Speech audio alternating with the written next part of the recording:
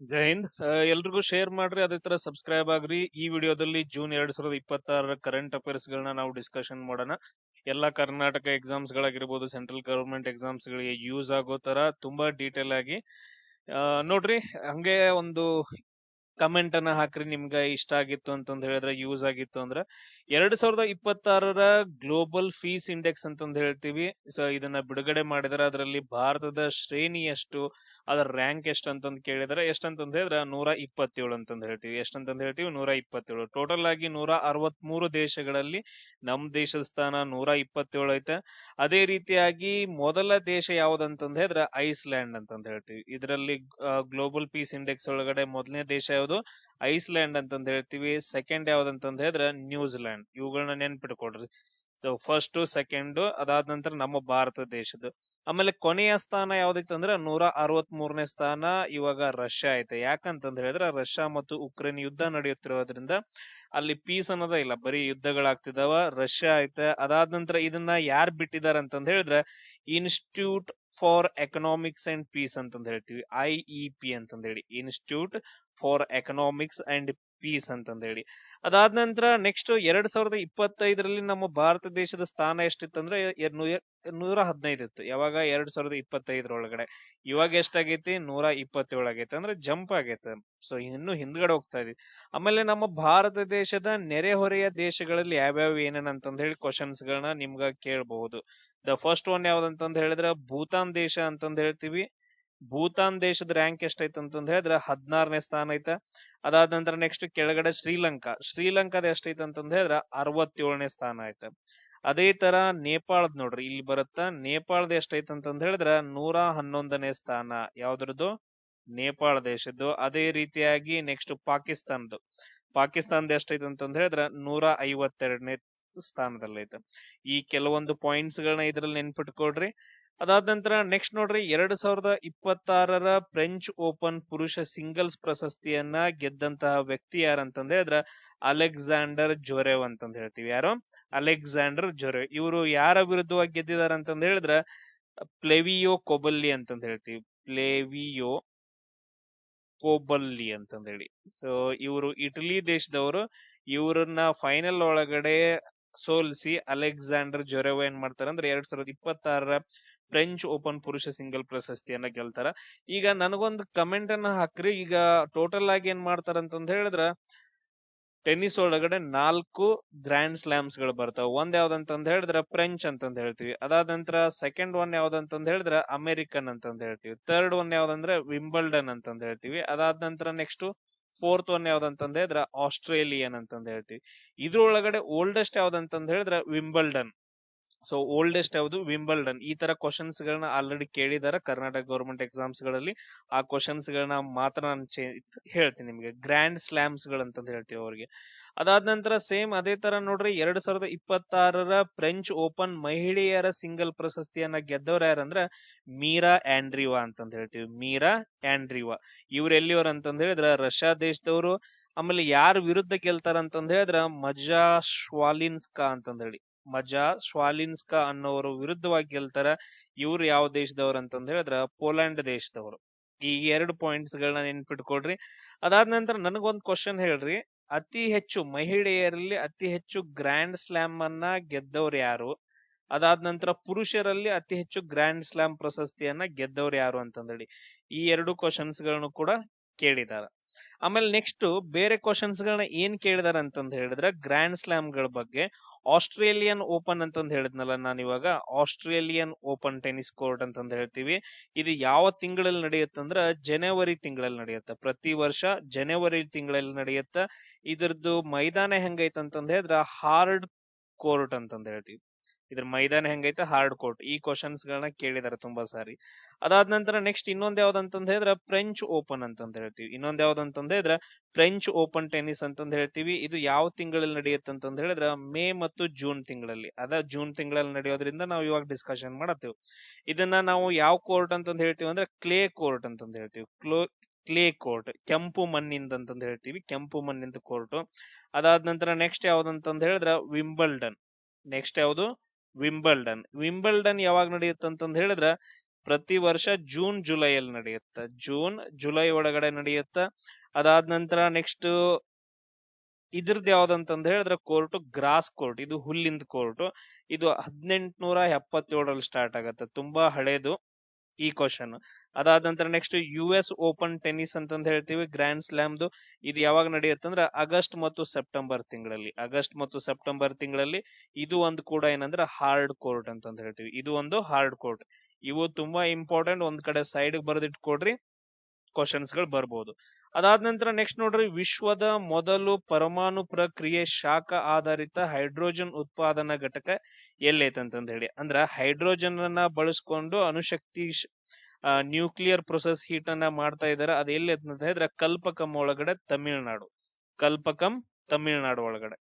So ಇಲ್ಲಿ ಏನ್ ಮಾಡ್ತಿದಾರೆ ಅಂತಂದ್ ಹೇಳಿದ್ರೆ ಕರೆಕ್ಟ್ ಆಗಿ ಕೇಳಿಸ್ಕೊಡ್ರಿ. ಕಾಫರ್ ಕ್ಲೋರಿನ್, ಕಾಫರ್ ಮತ್ತು ಕ್ಲೋರಿನ್ ಥರ್ಮೋಕೆಮಿಕಲ್ ಸೈಕಲ್ ಅಂತಂದ್ ಹೇಳ್ತೀವಿ. ಏನಂತಂದ್ ಹೇಳ್ತೀವಿ, ಇಲ್ಲಿ ಬಳಸಿರುವಂತಹ ಒಂದು ಟೆಕ್ನಿಕಲ್ ಥಿಂಗ್ಸ್ ಏನಂತಂದ್ ಹೇಳಿದ್ರೆ ಥರ್ಮೋಕೆಮಿಕಲ್ ಸೈಕಲ್ ಅಂತಂದ್ ಹೇಳಿ. ಯಾವುದು? ಕಾಫರ್ ಅಂಡ್ ಕ್ಲೋರಿನ್ ಥರ್ಮೋಕೆಮಿಕಲ್, ಇಲ್ಲಿ ಬಳಸಿರುವಂತ ಒಂದು ತಂತ್ರಜ್ಞಾನ. ಇದ್ರಲ್ಲಿ ಏನ್ ಮಾಡ್ತಾರ ಅಂತಂದ್ ಹೇಳಿದ್ರೆ, ಮೊದಲು ಸಾಮಾನ್ಯವಾಗಿ ವಿದ್ಯುತ್ ಅನ್ನ ಅಥವಾ ಇಲೆಕ್ಟ್ರೋಲೈಸರ್ ಗಳನ್ನ ಬಳಸ್ಕೊಂಡು ನೀರನ್ನ ಏನ್ ಮಾಡ್ತಾರ ಅಂದ್ರೆ ಹೈಡ್ರೋಜನ್ ಆಕ್ಸಿಜನ್ ಆಗಿ ಇದು ಮಾಡ್ತಾ ಇದ್ರು, ಬಳಸ್ತಿದ್ ಸಪರೇಟ್ ಮಾಡ್ತಾ ಇದ್ರು. ಬಟ್ ಇವಾಗ ಏನ್ ಮಾಡ್ತಿದಾರೆ ಅಂತಂದ್ ಹೇಳಿದ್ರೆ FBTR ಅಂತಂದ್ ಹೇಳಿ, ಇವುಗಳನ್ನ ನಾವು ಫಾಸ್ಟ್ ಬ್ರೀಡರ್ ಟೆಸ್ಟ್ ರಿಯಾಕ್ಟರ್ ಅಂತಂದ್ ಹೇಳ್ತೀವಿ. ಫಾಸ್ಟ್ ಬ್ರೀಡರ್ ಟೆಸ್ಟ್ ರಿಯಾಕ್ಟರ್ ಅನ್ನ ಬಳಸ್ಕೊಂಡು ಇಲ್ಲಿ ಏನ್ ಮಾಡ್ತಾರೆ ಅಂದ್ರೆ ಹೈಡ್ರೋಜನ್ ಮತ್ತು ಆಕ್ಸಿಜನ್ ಅನ್ನ ಸಪರೇಟ್ ಆಗಿ ಮಾಡ್ತಾರೆ. ಯಾವ್ದ್ರಿಂದ? ನೀರನ್ನ ಬಳಸ್ಕೊಂಡು. ಇದು ತುಂಬಾ ಇಂಪಾರ್ಟೆಂಟ್. ಇವುಗಳನ್ನ ಹೈಡ್ರೋಜನ್ ಅನ್ನ ಎದಕ್ ಬಳಸ್ತಾರ? ನೆಕ್ಸ್ಟ್ ರಾಕೆಟ್ ಇಂಧನಗಳಾಗಿ ಬಳಸ್ತಾರ. ಇದು ಇಲ್ಲಿ ಬರುವಂತಹ ಒಂದು current affairs. Next world future skills index. World future skill index 2027ರಲ್ಲಿ ಭಾರತದ ಶ್ರೇಯಾಂಕ ಎಷ್ಟು ಅಂತಂದೈತೆ? ಎಷ್ಟನೇದಂದ್ರೆ 13ನೇ ಸ್ಥಾನ. ಎಷ್ಟನೇದೈತೆ? ಟೋಟಲ್ ಆಗಿ 13ನೇ ಸ್ಥಾನ ಐತೆ. ಆಮೇಲೆ ಇದರಲ್ಲಿ ಮೊದಲನೇ ಸ್ಥಾನ ಯಾವ ದೇಶ ಪಡ್ಕೊಂಡೈತೆ ಅಂತಂದ್ ಹೇಳಿದ್ರೆ ಯುನೈಟೆಡ್ ಸ್ಟೇಟ್ಸ್ ಆಫ್ ಅಮೆರಿಕಾ ಅಂತಂದ್ ಹೇಳ್ತೀವಿ. ಆಮೇಲೆ 2ನೇ ಸ್ಥಾನ ಯಾವ ದೇಶಕ್ಕೈತೆ? ಆಸ್ಟ್ರೇಲಿಯಾ ಅಂತಂದ್ ಹೇಳ್ತೀವಿ. 2ನೇ ಸ್ಥಾನ ಯಾವ್ದಕ್ಕೈತೆ?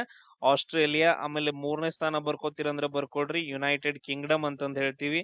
ಇವುಗಳನ್ನ ಜಸ್ಟ್ ನೆನ್ಪಿಟ್ಕೊಡ್ರಿ. ಇವುಗಳನ್ನ ಯಾರು ಬಿಡುಗಡೆ ಮಾಡ್ತಾರ ಅನ್ನೋದು ಕೇಳಂಗಿಲ್ಲ, ಜಸ್ಟ್ ರ್ಯಾಂಕ್ ಅನ್ನ ನೆನ್ಪಿಟ್ಕೊಟ್ರಿ.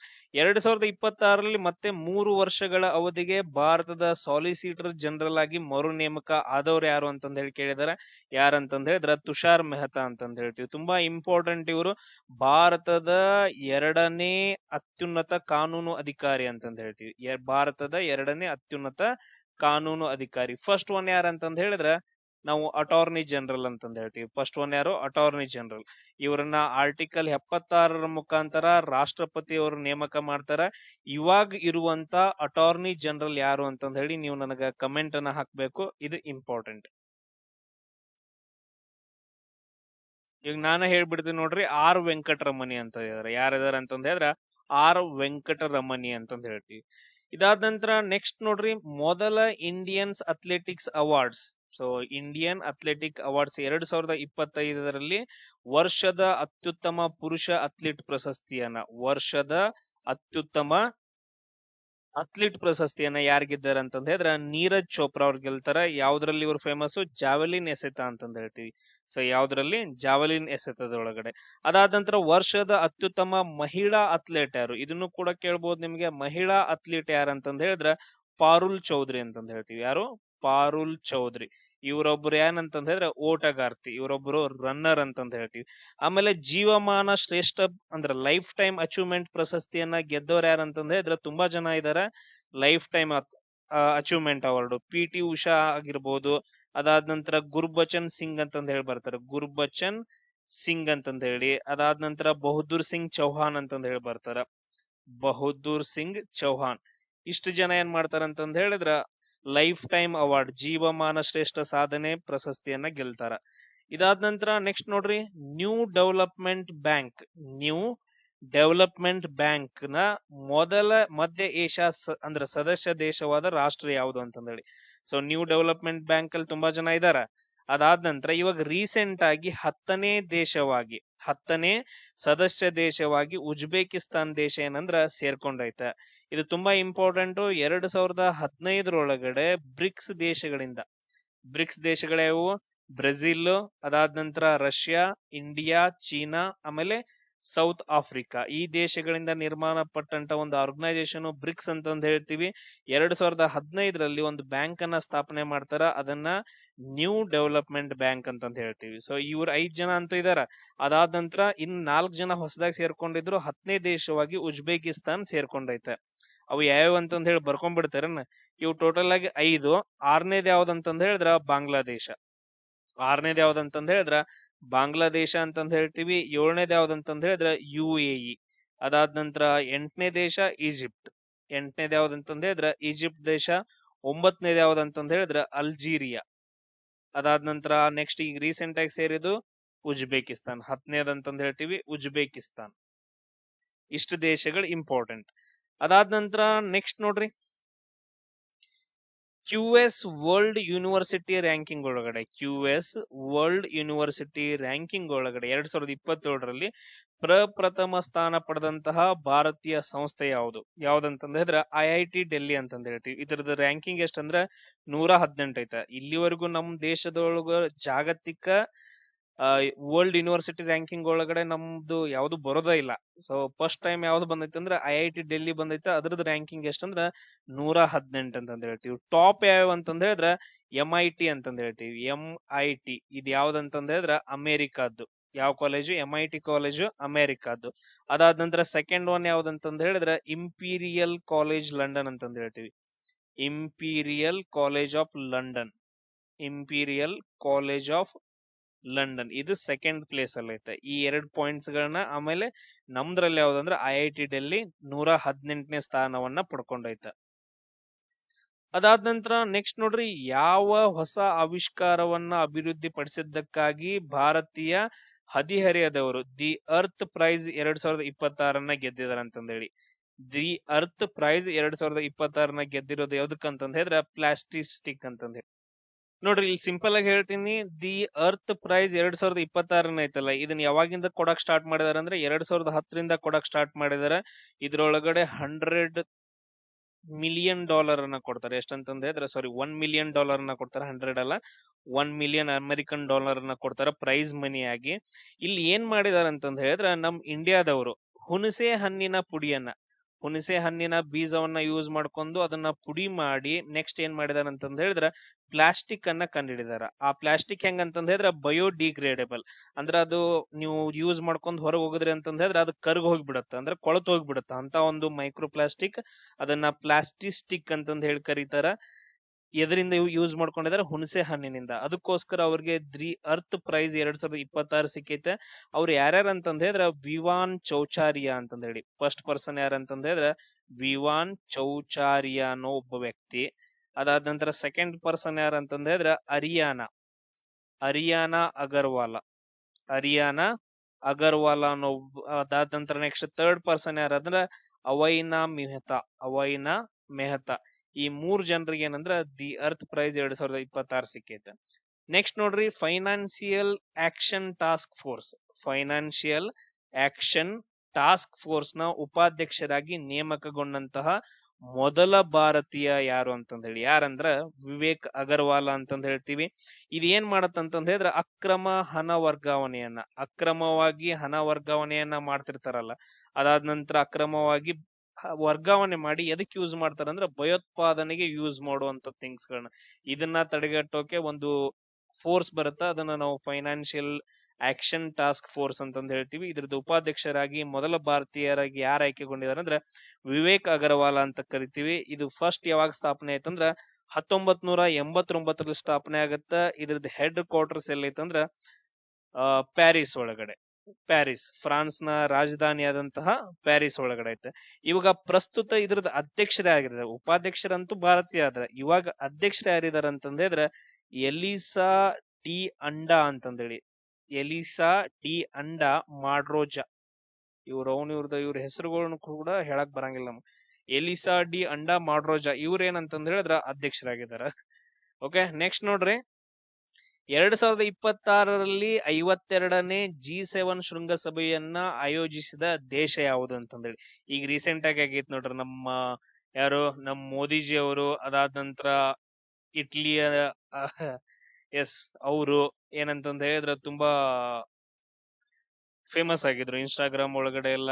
ತುಂಬಾ ನಿಮ್ಗೆ ಗೊತ್ತೈತಲ್ಲ. ಎಸ್, ಏನ್ ಕಮೆಂಟ್ ಹಾಕ್ತಿರಿ ನೋಡ್ರಿ ಆ ಜೋಡಿಗೆ, ಒಂದು ಚೆನ್ನಾಗಿರೋ ಕಮೆಂಟ್ ಹಾಕಿರಿ, ಎಲ್ಲರೂ ನೋಡಿದ ತಕ್ಷಣ ಖುಷಿ ಆಗ್ಬೇಕು. ಎಸ್, ಅದನ್ನ ಯಾರು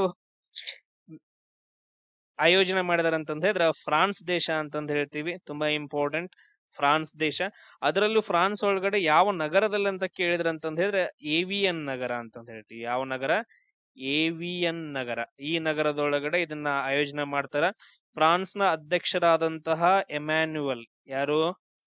ಎಮ್ಯಾನ್ಯುಯಲ್ ಮ್ಯಾಕ್ರಾನ್ ಅಂತಂದ ಹೇಳ್ತೀವಿ. ಎಮ್ಯಾನ್ಯುಯಲ್ ಮ್ಯಾಕ್ರಾನ್ ಇವ್ರೇನಂತಂದ ಹೇಳಿದ್ರೆ ಈ ಸಭೆಯ ಶೃಂಗಸಭೆಯ ಅಧ್ಯಕ್ಷರಾಗಿ ಕಾರ್ಯನಿರ್ವಹಿಸ್ತಾರೆ, ಅಂದ್ರ ನಿರ್ವಹಿಸಿದಾರ.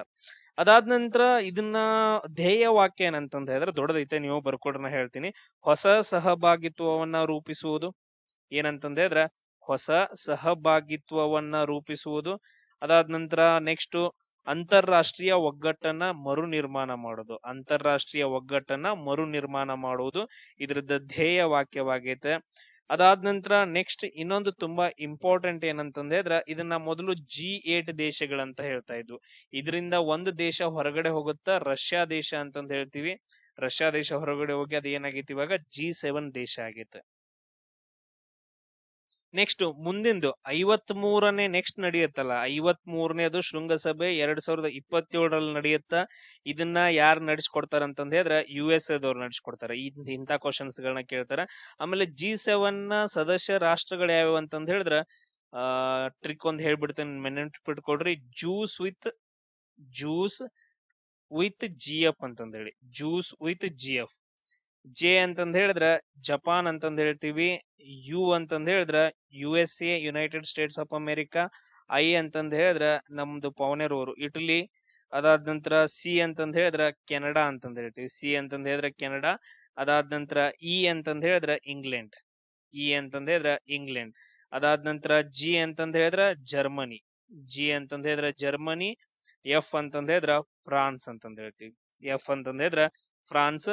ಅದಾದ ನಂತರ ನೆಕ್ಸ್ಟ್ ಇದ್ರೊಳಗಡೆ ಇನ್ನೊಂದು ಬರುತ್ತೆ, ಯುರೋಪಿಯನ್ ಯೂನಿಯನ್ ಅಂತಂದ ಹೇಳಿ. ಯುರೋಪಿಯನ್ ಯೂನಿಯನ್ ಅಂತಂದ ಹೇಳಿ ಅದೊಂದು ನೆನ್ಪಿಟ್ಕೊಡ್ರಿ. ಇದಾದ ನಂತರ ನೆಕ್ಸ್ಟ್ ನೋಡ್ರಿ, 2026ರ G7 ಶೃಂಗಸಭೆಯಲ್ಲಿ ಭಾರತದಿಂದ ಆಹ್ವಾನಿತ ಮುಖ್ಯ ಅತಿಥಿ ಯಾರಾಗಿದ್ರು ಅಂದ್ರ ನರೇಂದ್ರ ಮೋದಿ ಅವರು. ಯಾರಾಗಿದ್ರು? ನರೇಂದ್ರ ಮೋದಿ ಅವರಾಗಿದ್ರು. ಆಮೇಲೆ ಇತರೆ ದೇಶಗಳು ಯಾವ್ಯಾವ ಅಂತಂದ ಹೇಳಿದ್ರೆ, ಯಾವ್ಯಾವ ದೇಶಗಳನ್ನ ಅವ್ರು ಆಹ್ವಾನ ಮಾಡ್ಕೊಂಡಿದ್ರು ಅಂತಂದ ಹೇಳಿದ್ರೆ, ಒಂದು ಬ್ರೆಜಿಲ್ ದೇಶದಿಂದ ಹೋಗಿದ್ರು. ಅದಾದ ನಂತರ ನೆಕ್ಸ್ಟ್ ಈಜಿಪ್ಟ್ ದೇಶದಿಂದ ಆಹ್ವಾನ ಮಾಡಿದ್ರು. ಆಮೇಲೆ ನೆಕ್ಸ್ಟ್ ನಮ್ಮ ಇಂಡಿಯಾ ದೇಶದಿಂದ, ಆಮೇಲೆ ಇನ್ನೊಂದ್ ಯಾವ್ದಂತಂದ್ರೆ ಹೇಳಿದ್ರೆ ಕಿನ್ಯಾ. ಇವು ಮೇನ್ ದೇಶಗಳು. ಇನ್ನೂ ಹಲವಾರು ದೇಶಗಳು ಬರ್ತಾವ, ಅವುಗಳ ಬಗ್ಗೆ ಬ್ಯಾಡ ಇವಾಗ. ನೆಕ್ಸ್ಟ್ ನೋಡ್ರಿ, ನಾರ್ವೆ ಚೆಸ್ ಟೈಟಲ್ 2026 ಗೆದ್ದಂತ ಮೊದಲ ಭಾರತೀಯ ಯಾರಂತಂದ ಹೇಳಿ. ನಾರ್ವೆ ಚೆಸ್ ಟ್ರೋಫಿ ನಡೆದೈತೆ 2026 ಗೆದ್ದಂತವ್ರು ಯಾರಂತಂದ ಹೇಳಿದ್ರ ಆರ್ ಪ್ರಜ್ಞಾನಂದ ಅಂತಂದ ಹೇಳ್ತೀವಿ. ಯಾರು? ಆರ್ ಪ್ರಜ್ಞಾನಂದ. ಇದು ಎಲ್ಲಿ ನಡೆದೈತೆ ಅಂತಂದ ಹೇಳಿದ್ರ ಓಸ್ಲೋ ಒಳಗಡೆ. ಎಲ್ಲಿ ನಡೆದೈತೆ?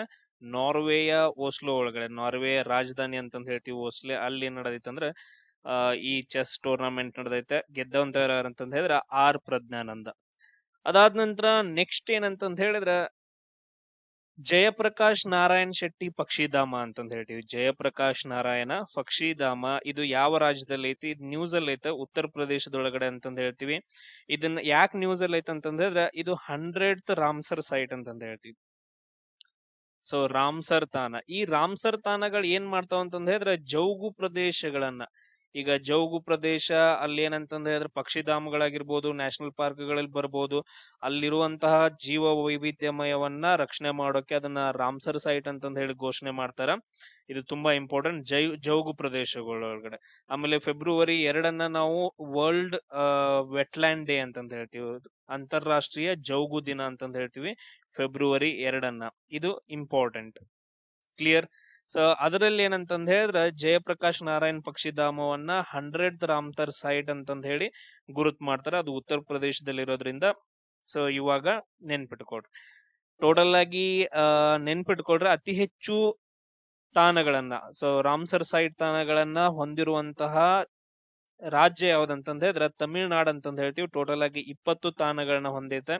ಟೋಟಲ್ ಭಾರತದೊಳಗೆ ಎಷ್ಟಿದಾವ 100 ಇದಾವ. ಅದ್ರೊಳಗಡೆ ತಮಿಳ್ನಾಡು ಎಷ್ಟಂದ್ರ 20 ಅಂತಂದ್ ಹೇಳ್ತೀವಿ. ಎರಡನೇ ಅತಿ ಹೆಚ್ಚು ಯಾವ್ದಂತಂದ್ ಹೇಳಿದ್ರ UP ಅಂತಂದ್ ಹೇಳ್ತೀವಿ. 13 ತಾಣಗಳನ್ನ ಹೊಂದೈತೆ, ರಾಮ್ಸರ್ ತಾಣಗಳನ್ನ. ಆಮೇಲೆ ಏಷ್ಯಾ ಖಂಡದಲ್ಲಿ ಅತಿ ಹೆಚ್ಚು ರಾಮ್ಸರ್ ತಾಣಗಳನ್ನ ಹೊಂದಿರುವಂತಹ ದೇಶ ಯಾವ್ದಂತಂದ್ ಹೇಳಿದ್ರ ನಾವು ಭಾರತ ದೇಶ ಅಂತಂದ್ ಹೇಳ್ತೀವಿ. ಈ ಪಾಯಿಂಟ್ಸ್ ಗಳನ್ನ ನೆನ್ಪಿಟ್ಕೊಳ್ರಿ. ಆಮೇಲೆ ರಾಮ್ಸರ್ ಒಪ್ಪಂದ ಯಾವಾಗ ಆಗತ್ತಂತಂದ್ ಹೇಳಿದ್ರ ಫೆಬ್ರವರಿ 2, 1971ರಲ್ಲಿ ಜೌಗು ಪ್ರದೇಶಗಳನ್ನ ಒಂದು ಸಂರಕ್ಷಣೆ ಮಾಡ್ಬೇಕಂತಂದ್ ಹೇಳಿದ್ರೆ ಇದು ಇರಾನ್ನ ರಾಮ್ಸರ್ ನಗರದಲ್ಲಿ ನಡೆಯುತ್ತೆ. ಇರಾನ್ ದೇಶದ ರಾಮ್ಸರ್ ನಗರದಲ್ಲಿ ನಡೆಯೋದ್ರಿಂದ ಇದನ್ನ ರಾಮ್ಸರ್ ಸೈಟ್ಸ್ ಗಳಂತಂದ್ ಹೇಳಿ ನಾವು ಹೇಳ್ತೀವಿ. ಇದು ಜಾರಿಗೆ ಬಂದ್ ಯಾವಾಗ ಬರುತ್ತಂತಂದ್ ಹೇಳಿದ್ರೆ ಡಿಸೆಂಬರ್ 21, 1975 ಜಾರಿ ಬರುತ್ತೆ. ಇದನ್ನೇನ್ ಕೇಳಂಗಿಲ್ಲ, ಬಟ್ ಇಷ್ಟು ಪಾಯಿಂಟ್ಸ್ ಗಳನ್ನ ಇದ್ರಲ್ಲಿ ನೆನ್ಪಿಟ್ಕೋಬೇಕು. ಆಮೇಲೆ ನೆಕ್ಸ್ಟ್ ನೋಡ್ರಿ, ಭಾರತದ ಮೊದಲ ವಾಣಿಜ್ಯ ಮಟ್ಟದ ಕೋಲ್ ಟು ಅಮೋನಿಯಂ ನೈಟ್ರೇಟ್ ಅಂತಂದ್ ಹೇಳಿ, ಕೋಲ್ ಟು ಅಮೋನಿಯಂ ನೈಟ್ರೇಟ್ ಅಂತಂದ್ ಹೇಳಿ ಒಂದು ಯೋಜನೆಯನ್ನ ಯಾವ ರಾಜ್ಯದಲ್ಲಿ ಸ್ಥಾಪನೆ ಮಾಡ್ತಾರ ಅಂತಂದ್ ಹೇಳಿ ಕೇಳಿದಾರೆ. ಯಾವ ರಾಜ್ಯದಲ್ಲಿ ಅಂದ್ರ ಒಡಿಶಾ ರಾಜ್ಯದಲ್ಲಿ ಸ್ಥಾಪನೆ ಮಾಡ್ತಾರ. ಅದು ಎಲ್ಲಿ ಅಂತಂದ್ ಹೇಳಿದ್ರೆ ಒಡಿಶಾದ ಲಖನ್ಪುರ್ ಒಳಗಡೆ.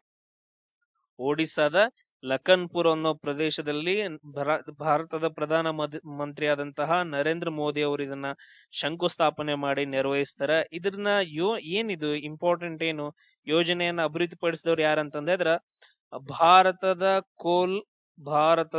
ಕೋಲ್ ಗ್ಯಾಸಿಫಿಕೇಶನ್ ಅದಾದ ನಂತರ ನೆಕ್ಸ್ಟ್ ಕೆಮಿಕಲ್ಸ್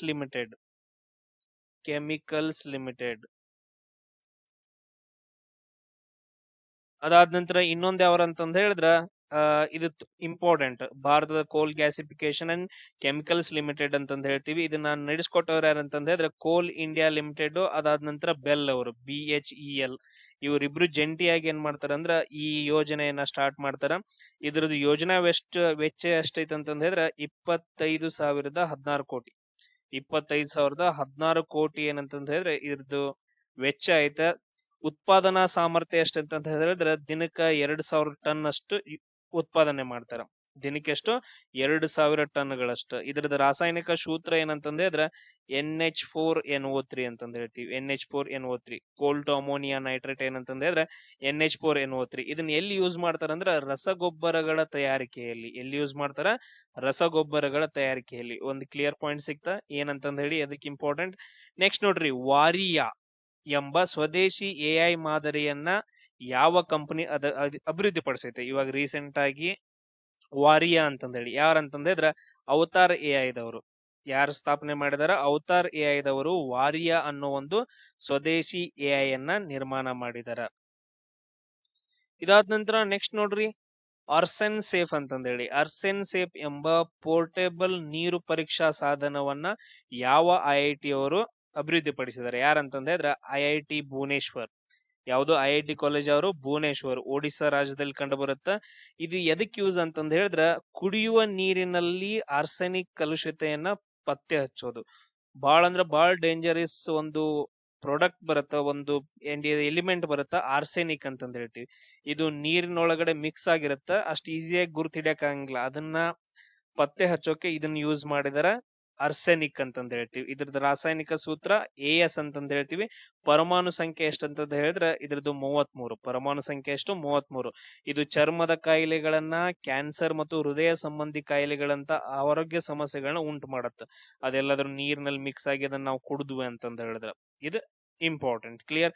ಆಮೇಲೆ ನೆಕ್ಸ್ಟ್ ನೋಡ್ರಿ, ಒಡಿಶಾ ಅಂತಂದ್ ಹೇಳಿ ಬಂದೈತಲ್ಲ, ಒಡಿಶಾ ರಾಜ್ಯ. ಇಲ್ಲಿ ನೆನಪಿಟ್ಕೋಬೇಕಾಗಿರೋ ಕೆಲವೊಂದು ಪಾಯಿಂಟ್ಸ್ ಗಳು ಯಾವ ಅಂತಂದ್ ಹೇಳಿದ್ರ 13ನೇ ಬಂಡೆಗಲ್ಲು ಶಾಸನ, ಕಳಿಂಗ ಯುದ್ಧ ಅಂತಂದ್ ಹೇಳ್ತೀವಿ. ನೆಕ್ಸ್ಟ್ ಕೋನಾರ್ಕ್ ಸೂರ್ಯ ಟೆಂಪಲ್ ಅಂತಂದ್ ಹೇಳ್ತೀವಿ. ಇದು ಸೂರ್ಯನಿಗೆ ಸಂಬಂಧಪಟ್ಟಿದ್ದು, ಅದು ಕೂಡ ಒಡಿಶಾದೊಳಗಡೆ.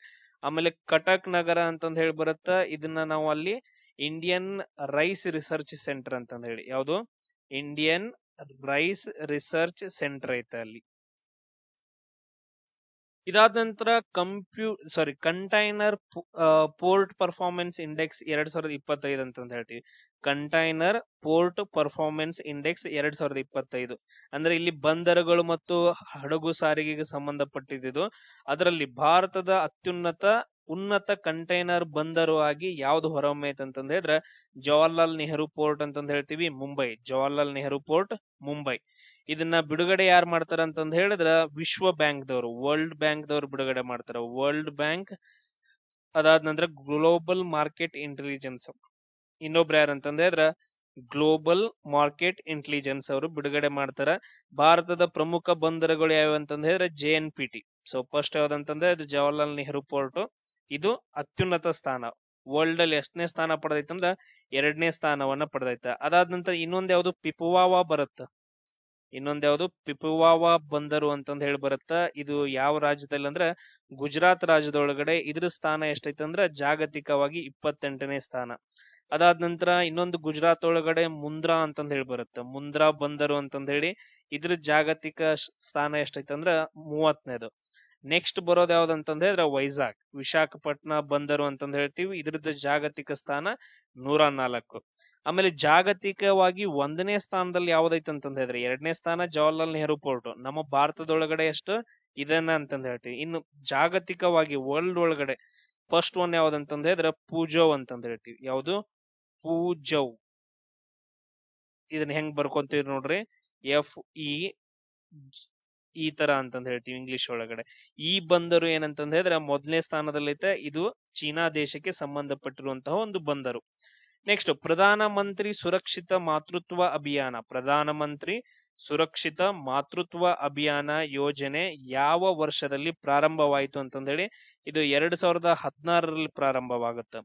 ಇದನ್ನ ಯಾವ ಮಿನಿಸ್ಟ್ರಿ ಅಂಡರ್ ಅಂತಂದ್ ಹೇಳ್ತೀವಿ? ಆರೋಗ್ಯ ಮತ್ತು ಕುಟುಂಬ ಕಲ್ಯಾಣ. ಆರೋಗ್ಯ ಮತ್ತು ಕುಟುಂಬ ಕಲ್ಯಾಣ ಸಚಿವಾಲಯ, ministry of health and family welfare ಅಡಿಯಲ್ಲಿ ಇದನ್ನ ಸ್ಟಾರ್ಟ್ ಮಾಡ್ತಾರ. ಇದು 2026 10 ವರ್ಷಗಳನ್ನ ಪೂರ್ಣಗೊಳಿಸತ್ತ. ಸೊ ಆ ರೀಸನ್ಗೋಸ್ಕರ ಇಲ್ಲಿವರೆಗೂ ಏನ್ ಮಾಡಿದಾರೆ ಅಂತಂದ ಹೇಳಿದ್ರ 7.5 ಕೋಟಿ ಗರ್ಭಿಣಿಯರಿಗೆ ಉಚಿತ ಹೆರಿಗೆ ಪೂರ್ವ ಆರೈಕೆಯನ್ನ ಕೊಟ್ಟಿದಾರ. ಅದಕ್ಕೋಸ್ಕರ ಇಂಪಾರ್ಟೆಂಟ್ ಇದು. ಅದಾದ ನಂತರ ನೆಕ್ಸ್ಟ್ ನೋಡ್ರಿ, ಪುರುಷರ ಅಂಡರ್-18 ಏಷ್ಯಾ ಕಪ್ 2026 ಹಾಕಿ ಟ್ರೋಫಿಯನ್ನ ಯಾವ ದೇಶ ಗೆದ್ದೈತಿ ಅಂತಂದೇಳಿ. ಯಾವ ದೇಶ ಗೆದ್ದೈತಿ? ಭಾರತ ದೇಶದವ್ರು ಗೆದ್ದಿದಾರ. ಇದು ಎಲ್ಲಿ ನಡೆದೈತೆ ಅಂತಂದ ಹೇಳಿದ್ರೆ ಜಪಾನ್ ಒಳಗಡೆ ನಡೆದೈತೆ. ಈ ಟೂರ್ನಮೆಂಟ್, ಹಾಕಿ ಟೂರ್ನಮೆಂಟ್ ಏಷ್ಯಾ ಕಪ್ದು 2026 ಜಪಾನ್ ಒಳಗಡೆ ನಡೆದೈತೆ. ಸೊ ಗೆದ್ದವ್ರು ಯಾರಂತಂದ ಹೇಳಿದ್ರ ಭಾರತ ದೇಶ. ಯಾರ ವಿರುದ್ಧ ಗೆಲ್ತಾರ ಅಂತಂದ ಹೇಳಿದ್ರೆ ಜಪಾನ್ದವ್ರ ವಿರುದ್ಧ ಗೆಲ್ತಾರ. ಯಾರ ವಿರುದ್ಧ ಗೆಲ್ತಾರ? ಜಪಾನ್ ದೇಶದವ್ರ ವಿರುದ್ಧ ಗೆಲ್ತಾರ. ಅದಾದ ನಂತರ ಈ ಟೂರ್ನಮೆಂಟ್ ಒಳಗಡೆ ಅತಿ ಹೆಚ್ಚು ಗೋಲ್ಗಳನ್ನ ಹೊಡೆದವ್ರ ಯಾರಂತಂದ ಹೇಳಿದ್ರ ಆಶೀಶ್ ತಾನಿ ಅಂತಂದ ಹೇಳಿ. ಆಶೀಶ್ ತಾನಿ ಒಬ್ಬ ನಮ್ದು ಇಂಡಿಯನ್ ಆಟಗಾರ 13 ಗೋಲ್ಗಳನ್ನ ಹೊಡೆದಿದಾರ. ಅದಾದ ನಂತರ ಟೂರ್ನಿಯ ಅತ್ಯುತ್ತಮ ಆಟಗಾರ ಯಾರಂತಂದ ಹೇಳಿದ್ರ ಯೂಗಾ ಯುನುಕೈ ಅಂತಂದ ಹೇಳಿ. ಯೂಗಾ ಯುನುಕೈ ಇವರನ್ನ ಈ ಟೂರ್ನಿಯ ಅತ್ಯುತ್ತಮ ಆಟಗಾರ ಅಂತಂದ ಹೇಳಿ ಇವ್ರ ಪ್ರಶಸ್ತಿ ಸಿಕ್ಕೈತೆ. ಇವರು ಜಪಾನ್ ಟೀಮ್ ದಿಂದ. ಇದಾದ ನಂತರ ನೆಕ್ಸ್ಟ್ ನೋಡ್ರಿ, 2026ರಲ್ಲಿ ಆಯುಷ್ಮಾನ್ ಭಾರತ ಯೋಜನೆಯನ್ನ 2026ರಲ್ಲಿ ಆಯುಷ್ಮಾನ್ ಭಾರತ ಯೋಜನೆಯನ್ನ ಅನುಷ್ಠಾನಗೊಳಿಸಿದ 36ನೇ ರಾಜ್ಯ ಅಥವಾ ಕೇಂದ್ರಾಡಳಿತ ಪ್ರದೇಶ ಯಾವ್ದಂತಂದ ಹೇಳಿದ್ರ ಪಶ್ಚಿಮ ಬಂಗಾಳ. ರೀಸನ್ ಯಾಕಂತಂದ ಹೇಳಿದ್ರೆ ಇಲ್ಲಿವರೆಗೂ ಮಮತಾ ಬ್ಯಾನರ್ಜಿ ಇದ್ಳಲ್ಲ, ಈಗ ಅವಳು ಹೋದ್ಲು, ಈಗ ಅಲ್ಲಿ ಬಿಜೆಪಿ ಬಂದೈತೆ. ಅದಕ್ಕೋಸ್ಕರ ಇದನ್ನ ಅಲ್ಲಿ ಇಂಪ್ಲಿಮೆಂಟ್ ಮಾಡಿದ್ರೆ ಆಯುಷ್ಮಾನ್ ಭಾರತ. ಸೊ ಪಶ್ಚಿಮ ಬಂಗಾಳದೊಳಗಡೆ ಇದು ಇಂಪಾರ್ಟೆಂಟ್. ಈ ಯೋಜನೆ ವಿವರ ಏನಂತಂದ ಹೇಳಿದ್ರೆ, ಈ ಯೋಜನೆಯನ್ನ 2018ರೊಳಗಡೆ ಆರೋಗ್ಯ ಮತ್ತು ಕುಟುಂಬ ಕಲ್ಯಾಣ ಸಚಿವಾಲಯದ ಅಡಿಯಲ್ಲಿ ಇದನ್ನ ಪ್ರಾರಂಭ ಮಾಡ್ತಾನ. ಇದು ಪ್ರತಿ ಕುಟುಂಬಕ್ಕೆ ವರ್ಷಕ್ಕೆ 5 ಲಕ್ಷ ಆರೋಗ್ಯ, ಇದು ತುಂಬಾ ಇಂಪಾರ್ಟೆಂಟ್, 5 ಲಕ್ಷ ಆರೋಗ್ಯ ವಿಮೆಯನ್ನ ವಿತರಣೆ ಮಾಡತ್ತ. ಸೊ 5 ಲಕ್ಷ ಆರೋಗ್ಯ ರಕ್ಷಣಾ ವಿಮೆಯನ್ನ ಒದಗಿಸುತ್ತ. ಇದು ಇಂಪಾರ್ಟೆಂಟ್. ನ್ಯಾಷನಲ್ ಹೆಲ್ತ್ ಅಥಾರಿಟಿ ಇದನ್ನ ಜಾರಿಗೊಳಿಸೈತೆ. ರಾಷ್ಟ್ರೀಯ ಆರೋಗ್ಯ ಪ್ರಾಧಿಕಾರ ಏನ್ ಮಾಡೈತೆ ಅಂದ್ರ ಈ ಯೋಜನೆಯನ್ನ ಜಾರಿಗೊಳಿಸೈತೆ. ಅದಾದ ನಂತರ ನೆಕ್ಸ್ಟ್ ಕ್ವಶನ್ ನೋಡ್ರಿ, 2027-28 ಅವಧಿಗೆ ವಿಶ್ವಸಂಸ್ಥೆಯ ಭದ್ರತಾ ಮಂಡಳಿಗೆ ಮೊದಲ ಬಾರಿಗೆ ಆಯ್ಕೆಯಾದಂತಹ ದೇಶ ಯಾವ್ದಂತಂದೇಳಿ. ನೆಕ್ಸ್ಟ್ ಆಯ್ಕೆ ಮಾಡಿದಾರೆ 2 ವರ್ಷದವರೆಗೂ. ಟೋಟಲ್ ಆಗಿ ಏನಂತಂದ ಹೇಳಿದ್ರೆ UNSC ಒಳಗಡೆ, ಭದ್ರತಾ ಮಂಡಳಿ ಒಳಗಡೆ ವಿಶ್ವಸಂಸ್ಥೆಯಲ್ಲಿ ಟೋಟಲ್ ಆಗಿ 5 ದೇಶಗಳಿದಾವ.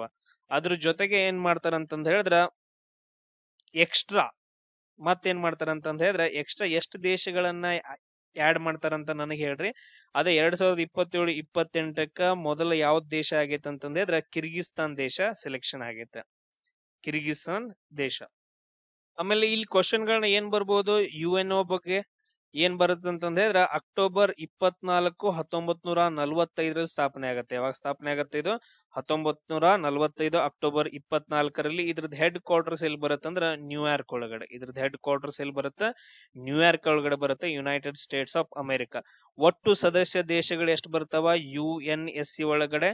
15 ದೇಶಗಳು ಬರ್ತಾವ. ಇದರಲ್ಲಿ 5 ಶಾಶ್ವತ ದೇಶಗಳು, ಇನ್ನು ಉಳಿದ 10 ದೇಶಗಳನ್ನ 2 ವರ್ಷದವರೆಗೂ ಸೆಲೆಕ್ಷನ್ ಮಾಡ್ತಾರ.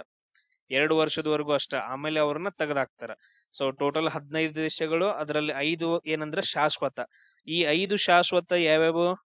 ಅದು ಇಂಪಾರ್ಟೆಂಟ್. ಇವ್ರ దగ్గర ವಿಟೋ ಪವರ್ ಇರುತ್ತೆ. ಇವ್ರ దగ్గర ವಿಟೋ ಪವರ್.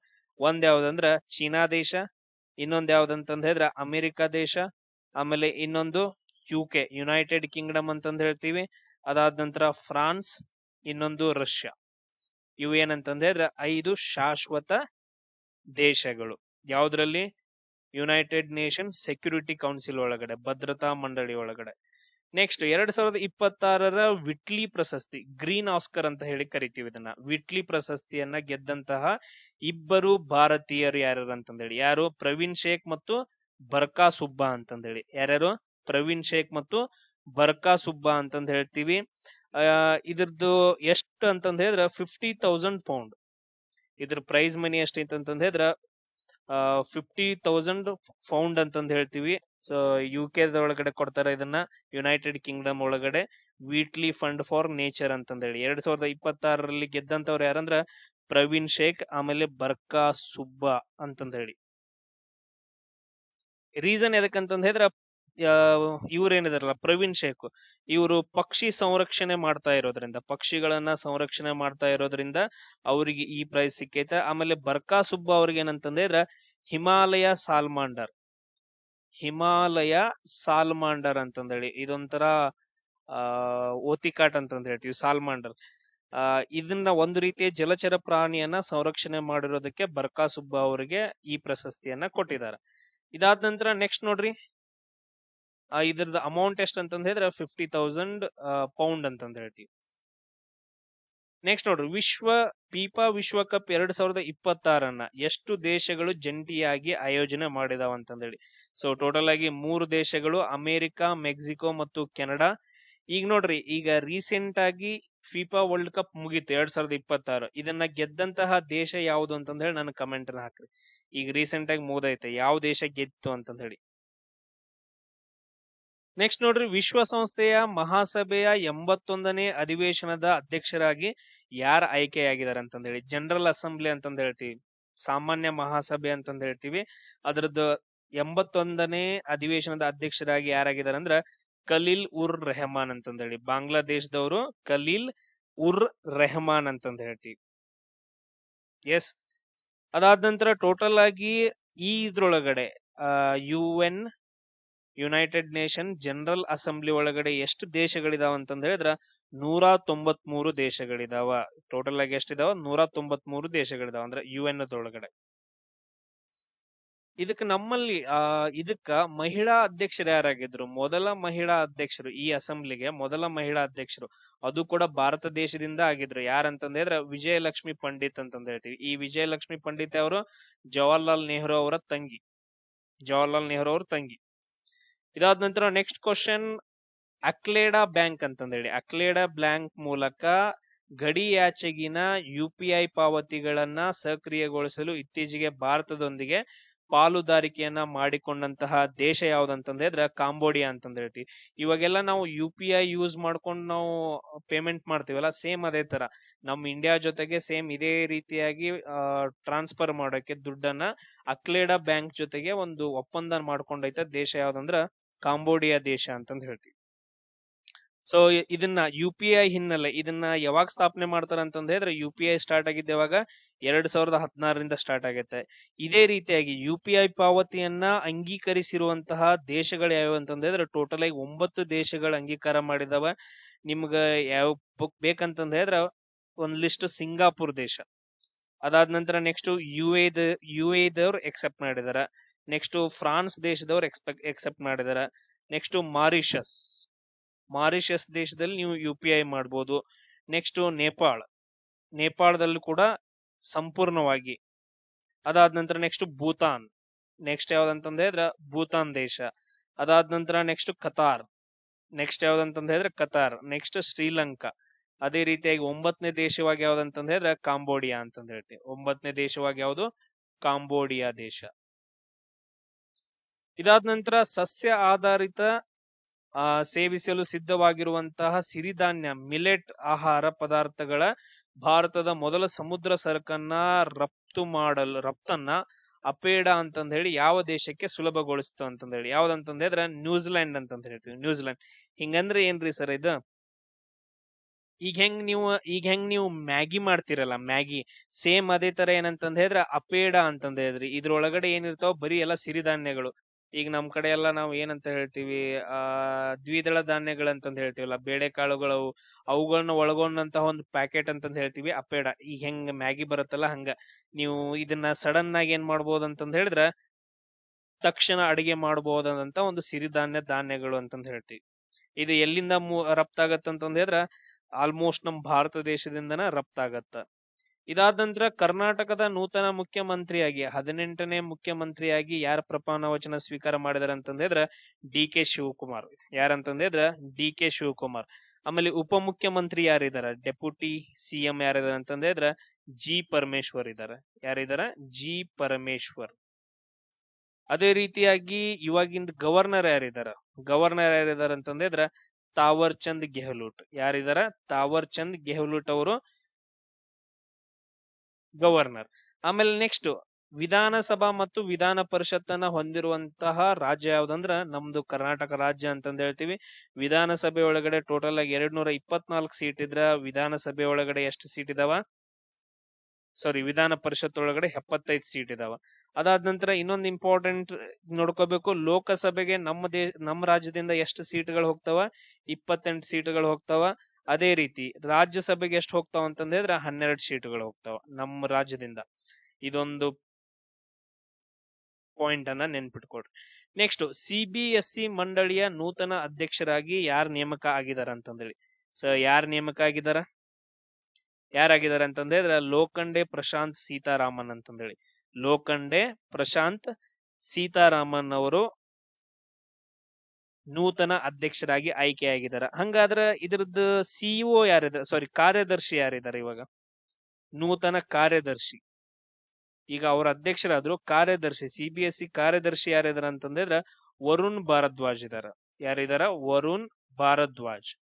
ಇದಾದ ನಂತರ ನೆಕ್ಸ್ಟ್ ಇದನ್ನ ನೆನ್ಪಿಟ್ಕೊಳ್ರಿ, CBSE ಯಾವಾಗ ಸ್ಥಾಪನೆ ಆಯ್ತಂತಂದ ಹೇಳಿದ್ರ ಜುಲೈ 1ನೇ ತಾರೀಕು 1962ರಲ್ಲಿ ಸ್ಥಾಪನೆ ಆಗತ್ತ. ಇದ್ರ ಹೆಡ್ ಕ್ವಾರ್ಟರ್ಸ್ ಎಲ್ಲಿ ಬರುತ್ತಂದ್ರ ನ್ಯೂ ಡೆಲ್ಲಿ ಒಳಗಡೆ. ಇದ್ರ ಹೆಡ್ ಕ್ವಾರ್ಟರ್ಸ್ ಎಲ್ಲಿ ಬರುತ್ತ? ನ್ಯೂ ಡೆಲ್ಲಿ, ನವದೆಹಲಿ ಅಂತಂತ ಹೇಳ್ತೀವಿ.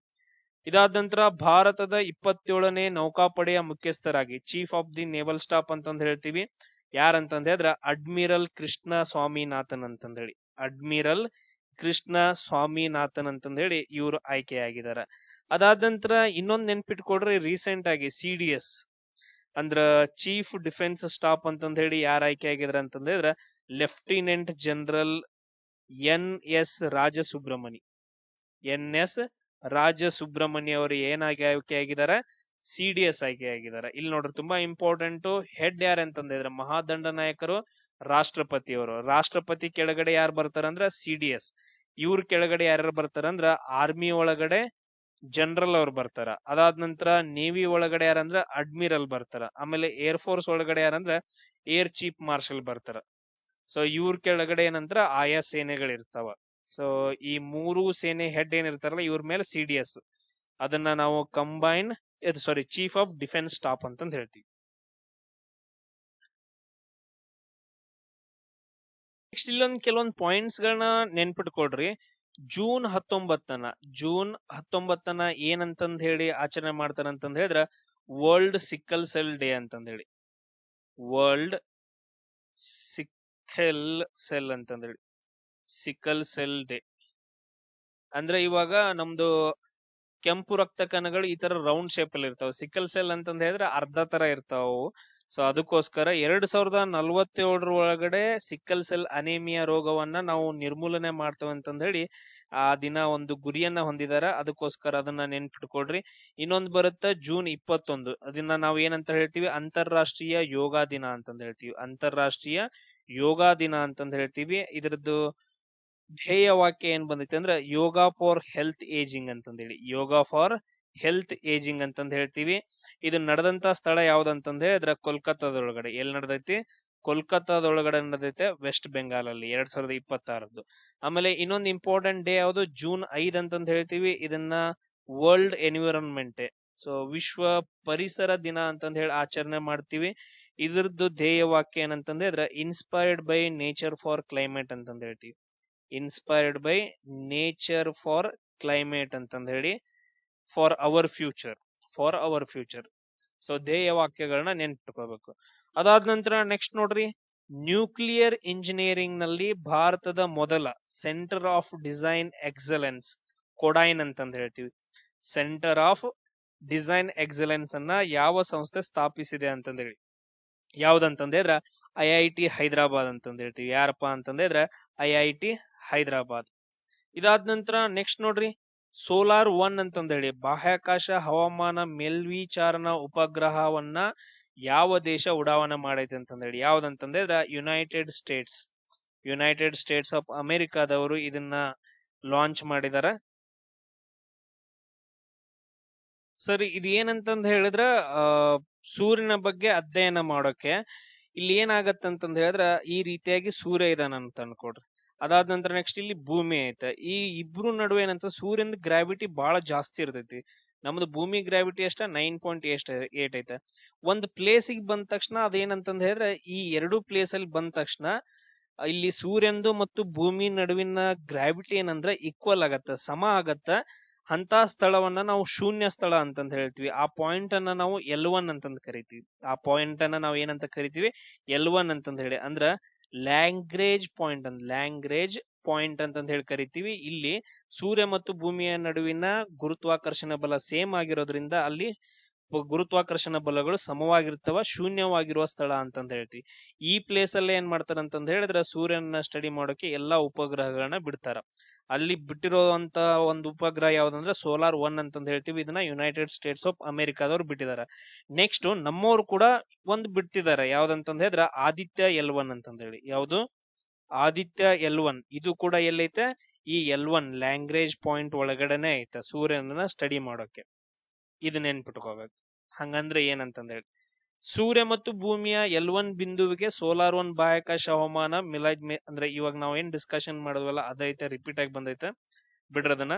Next 2026 US open badminton championship ನಲ್ಲಿ ಪುರುಷರ ಸಿಂಗಲ್ ಪ್ರಶಸ್ತಿಯನ್ನ ಗೆದ್ದಂತಹ ಪರ್ಸನ್ ಯಾರಂತಂದ್ರೆ ಸು ಲೀ ಯಾಂಗ್ ಅಂತಂದ್ ಹೇಳಿ. ಸು ಲೀ ಯಾಂಗ್ ಇವರು ಒಬ್ರು ಚೀನಾದವರು.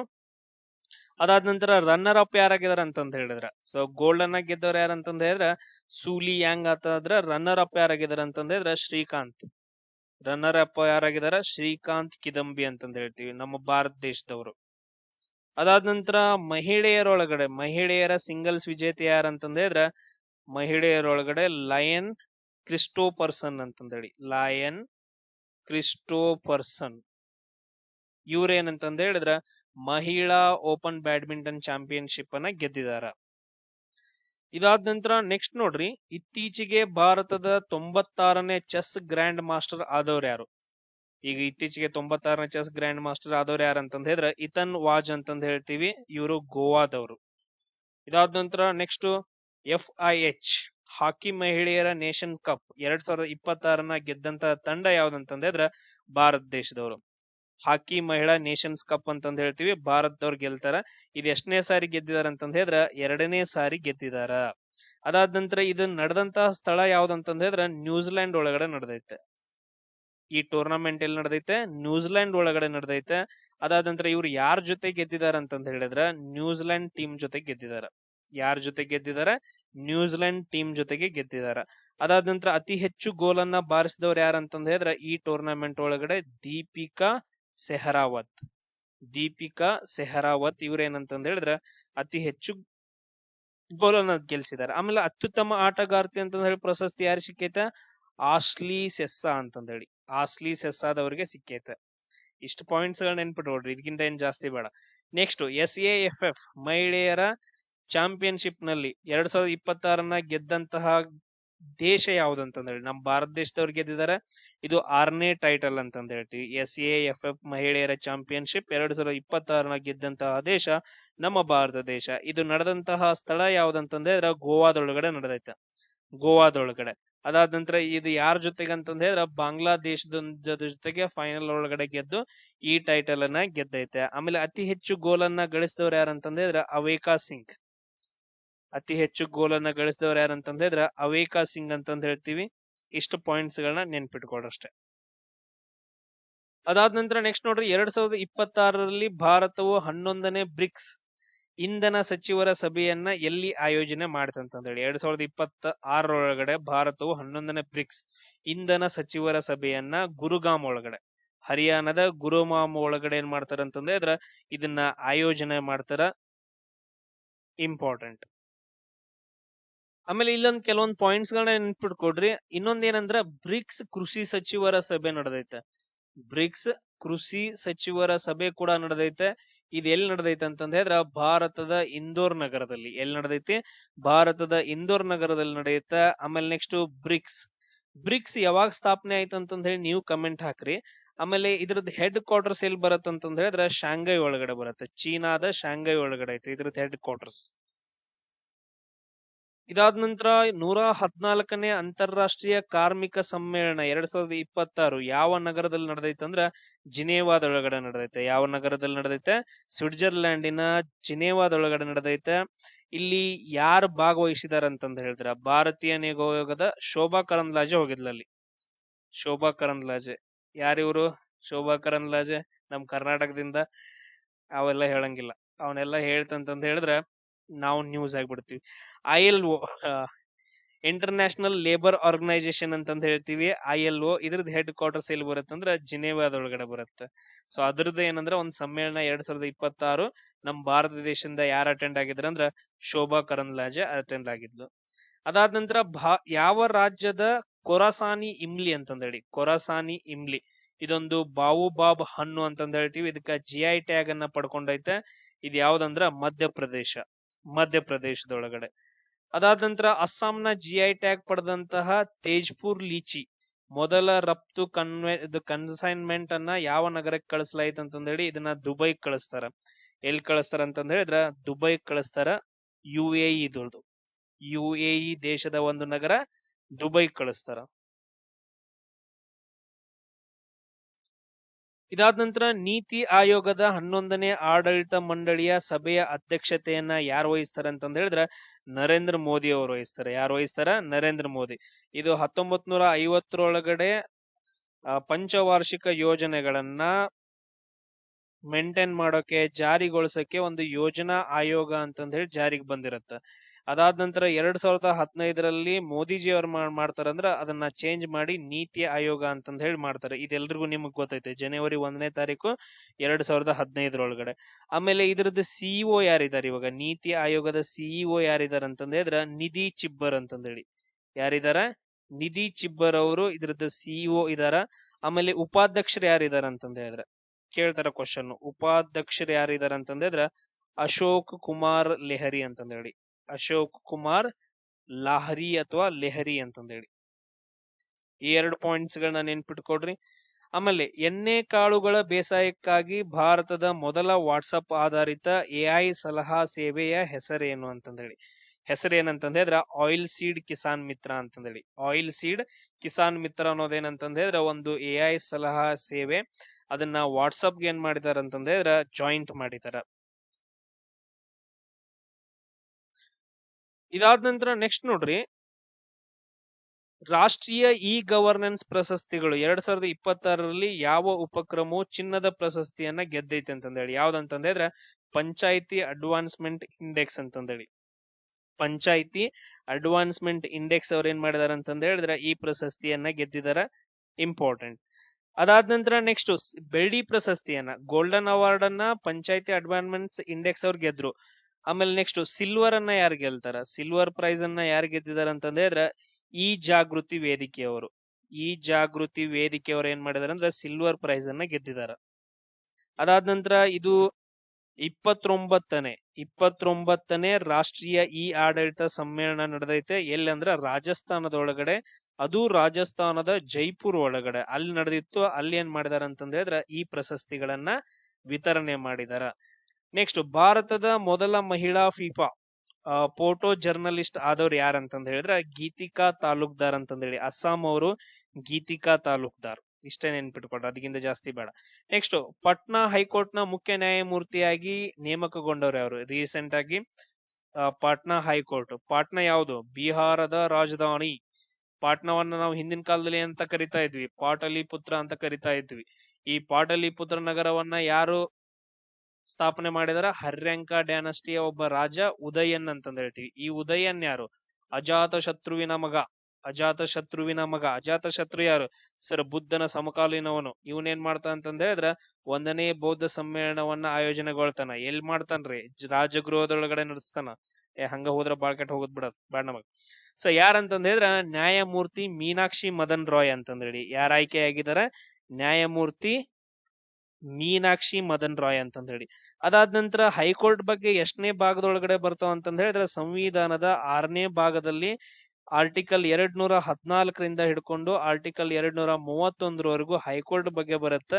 ಇದು ತುಂಬಾ ಇಂಪಾರ್ಟೆಂಟ್. ಇಲ್ಲಿ ಆರ್ಟಿಕಲ್ 214 ಏನ್ ಹೇಳತ್ತಂದ್ರ ಪ್ರತಿ ರಾಜ್ಯಕ್ಕೂ ಒಂದು ಹೈಕೋರ್ಟ್ ಇರಬೇಕು ಅಂತಂದ ಹೇಳಿ. ಆಮೇಲೆ ಹೈಕೋರ್ಟ್ ನ್ಯಾಯಾಧೀಶರ ನಿವೃತ್ತಿ ವಯಸ್ಸು ಎಷ್ಟು ಅಂತಂದ ಹೇಳಿದ್ರೆ 62 ಅಂತಂದ ಹೇಳ್ತೀವಿ. ಸೊ ಭಾರತದಲ್ಲಿ ಟೋಟಲ್ ಆಗಿ ಇವಾಗ ಎಷ್ಟು ಹೈಕೋರ್ಟ್ ಗಳಿದಾವ, ಟೋಟಲ್ ಆಗಿ 25 ಹೈಕೋರ್ಟ್ ಗಳಿದಾವ. ಅದಾದ ನಂತರ ಅತ್ಯಂತ ಹಳೆಯ ಹೈಕೋರ್ಟ್ ಗಳು ಯಾವುದು ಅಂತಂದ ಹೇಳಿದ್ರೆ ಅತ್ಯಂತ ಹಳೇದ್ ಯಾವುದು, ಕೋಲ್ಕತ್ತಾ. ಅದಾದ ನಂತರ ನೆಕ್ಸ್ಟ್ ಯಾವುದು, ಬಾಂಬೆ. ಆಮೇಲೆ ನೆಕ್ಸ್ಟ್ ಯಾವುದು, ಮದ್ರಾಸ್. ಇವುಗಳನ್ನ ಯಾವಾಗ ಸ್ಥಾಪನೆ ಮಾಡ್ತಾರ ಅಂತಂದ ಹೇಳಿದ್ರೆ 1862 ಸ್ಥಾಪನೆ ಮಾಡ್ತಾರ, ಆ ಟೈಮ್ ಒಳಗ ಬ್ರಿಟಿಷರ್ ಕಾಲದಲ್ಲಿ. ಇದಾದ ನಂತರ ನೆಕ್ಸ್ಟ್ ನಾಸಾದ ಆರ್ಟೆಮಿಸ್ 3 ಅಂತಂದ ಹೇಳಿ, ನಾಸಾದವ್ರು ಏನಂತಂದ್ರೆ ಆರ್ಟೆಮಿಸ್ 3 ಮಿಷನ್ ಅನ್ನ ಯಾವ ವರ್ಷಕ್ಕೆ ನಿಗದಿಪಡಿಸಿದಾರ ಅಂತಂದ್ರೆ 2027ಕ್ಕೆ ನಿಗದಿಪಡಿಸಿದಾರ.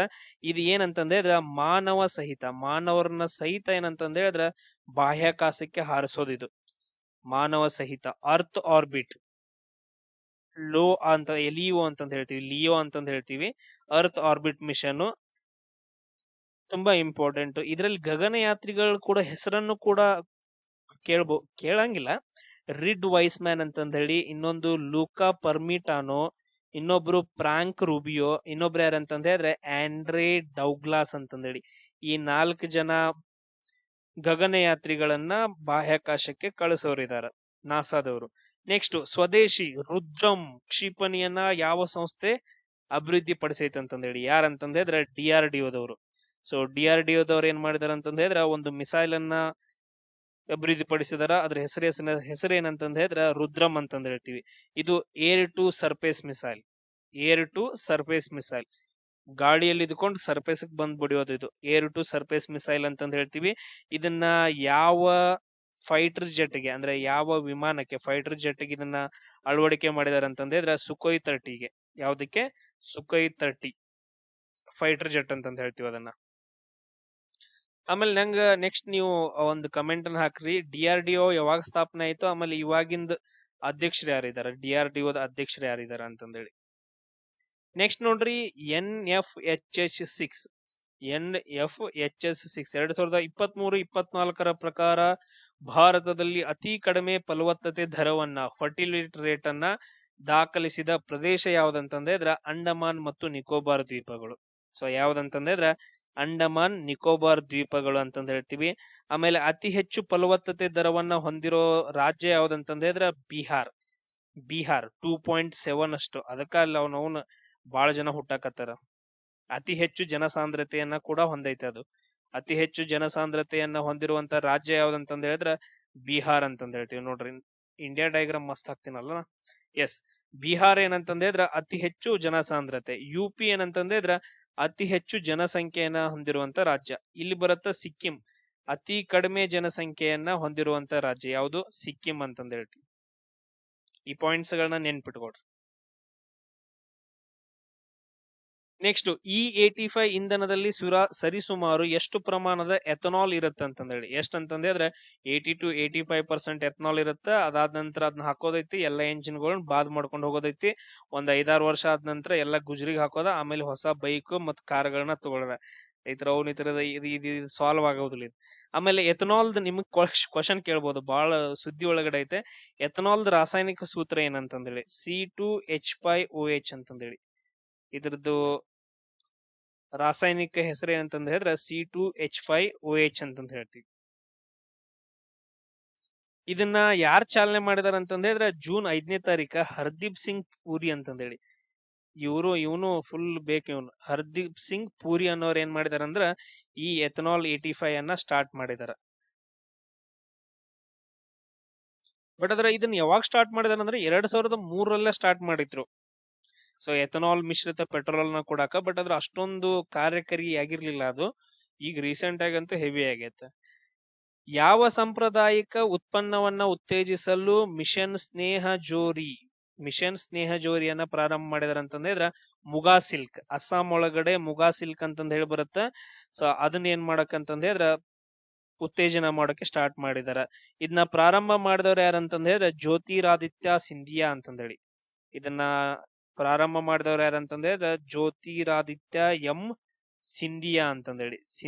ಇವ್ರೇನ್ ಮಾಡ್ತಾರ ಅಂತಂದ ಹೇಳಿದ್ರ ಸಚಿವರು ಇದನ್ನ ಪ್ರಾರಂಭ ಮಾಡ್ತಾರ. ಮುಗಾ ಅನ್ನೋದೊಂದ್ ಏನಂತಂದ ಹೇಳಿದ್ರೆ ರೇಷ್ಮೆ ವಿಶ್ವದ ಏಕೈಕ ನೈಸರ್ಗಿಕ ಚಿನ್ನದ ಬಣ್ಣದ ರೇಷ್ಮೆ ಆಗಿದ್ದು, ಗೋಲ್ಡನ್ ಕಲರ್ ರೇಷ್ಮೆ. ಅದ್ಯಾವ್ದಂತಂದ ಹೇಳಿದ್ರೆ ಮುಗಾ ಸಿಲ್ಕ್ ಅಂತಂದ ಹೇಳ್ತೀವಿ. ಅಸ್ಸಾಂ ಒಳಗಡೆ ಇದಕ್ಕ GI ಟ್ಯಾಗ್ ಸಿಕ್ಕೈತೆ. ಅಸ್ಸಾಂ ಒಳಗಡೆ ಏನಂದ್ರ ಇದಕ್ಕ GI ಟ್ಯಾಗ್ ಸಿಕ್ಕೈತೆ. ಇದಾದ ನಂತರ ನೆಕ್ಸ್ಟ್ ನೋಡ್ರಿ, ಸಂವಿಧಾನದ ಯಾವ ವಿಧಿಯ ಅಡಿಯಲ್ಲಿ ಸುಪ್ರೀಂ ಕೋರ್ಟ್ ನ್ಯಾಯಾಧೀಶರನ್ನ ರಾಷ್ಟ್ರಪತಿಗಳು ನೇಮಕ ಮಾಡ್ತಾರ? ಆರ್ಟಿಕಲ್ 124 ಕ್ಲಾಸ್ 2 ಪ್ರಕಾರ ನೇಮಕ ಮಾಡ್ತಾರ.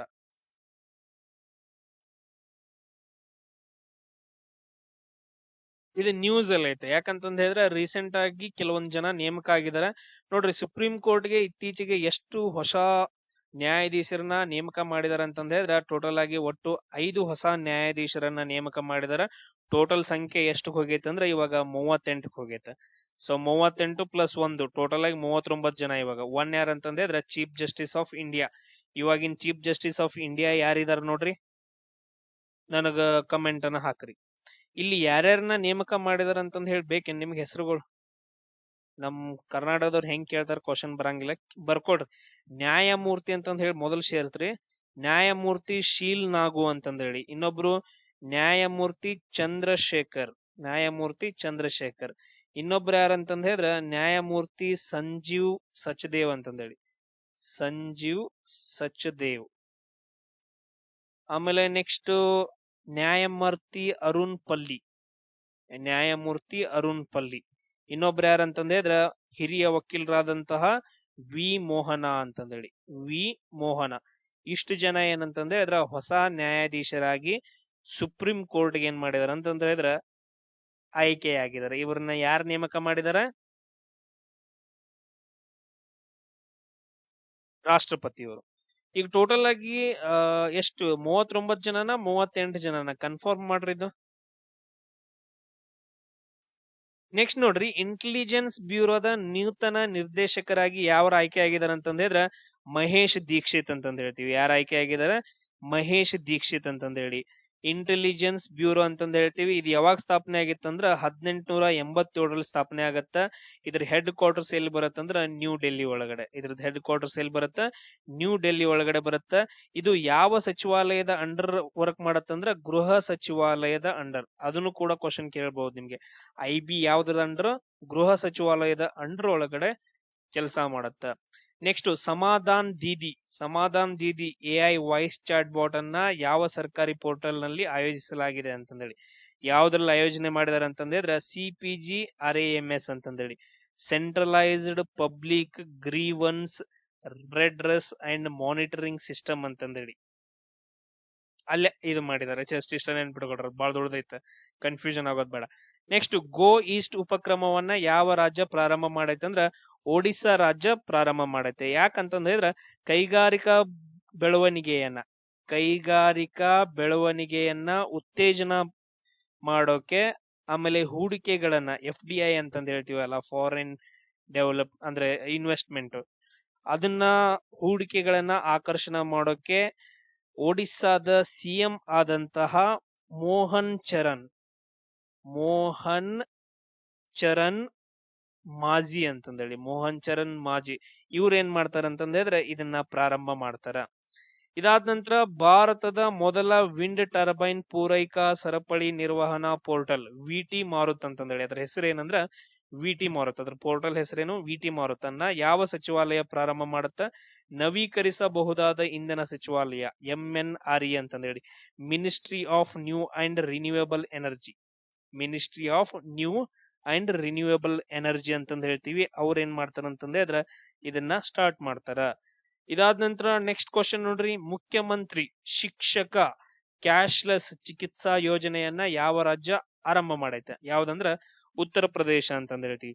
ಇದು ಅರ್ಹ ಶಿಕ್ಷಕರ ಕುಟುಂಬಕ್ಕೆ ವರ್ಷಕ್ಕೆ 5 ಲಕ್ಷ ರೂಪಾಯಿ, ವರ್ಷಕ್ಕೆ ಏನಂತಂದ್ರೆ 5 ಲಕ್ಷ ನಗದು ರಹಿತ ವೈದ್ಯಕೀಯ ಚಿಕಿತ್ಸೆಯನ್ನ ಕೊಡೋದು, ವೈದ್ಯಕೀಯ ಚಿಕಿತ್ಸೆಯನ್ನ ಕೊಡುವಂತಹ ಒಂದು ಯೋಜನೆ ಮುಖ್ಯಮಂತ್ರಿ ಶಿಕ್ಷಕ ಕ್ಯಾಶ್ಲೆಸ್ ಶಿಕ್ಷೆದ ಅಂದ್ರೆ ಚಿಕಿತ್ಸಾ ಯೋಜನೆ ಅಂತಂದ್ ಹೇಳ್ತೀವಿ. ಇದು ಉತ್ತರ ಪ್ರದೇಶದಲ್ಲಿ ಸ್ಟಾರ್ಟ್ ಆಗೈತೆ. ಇದಾದ ನಂತರ ನೆಕ್ಸ್ಟ್ ನೋಡ್ರಿ, ಭಾರತದಲ್ಲಿ ಸಂವಿಧಾನ ಹತ್ಯಾ ದಿವಸ ಅಂತಂದೇಳಿ, ಸಂವಿಧಾನ ಹತ್ಯಾ ದಿವಸ ಅಂತಂದೇಳಿ ಯಾವ್ದನ್ನ ಕರಿತೀವಿ ಅಂದ್ರ ಜೂನ್ 25 ಜೂನ್ 25 1975 ನ್ಯಾಷನಲ್ ಎಮರ್ಜೆನ್ಸಿಯನ್ನ ಘೋಷಣೆ ಮಾಡ್ತಾರ. ಯಾರು? ಇಂದಿರಾ ಗಾಂಧಿ ಅವರು, ಆರ್ಟಿಕಲ್ 352 ಪ್ರಕಾರ. ಸೊ ಅದಕ್ಕೋಸ್ಕರ ಅದನ್ನ ರಾಷ್ಟ್ರೀಯ ಹತ್ಯಾ ದಿವಸ ಅಂತಂದೇಳಿ.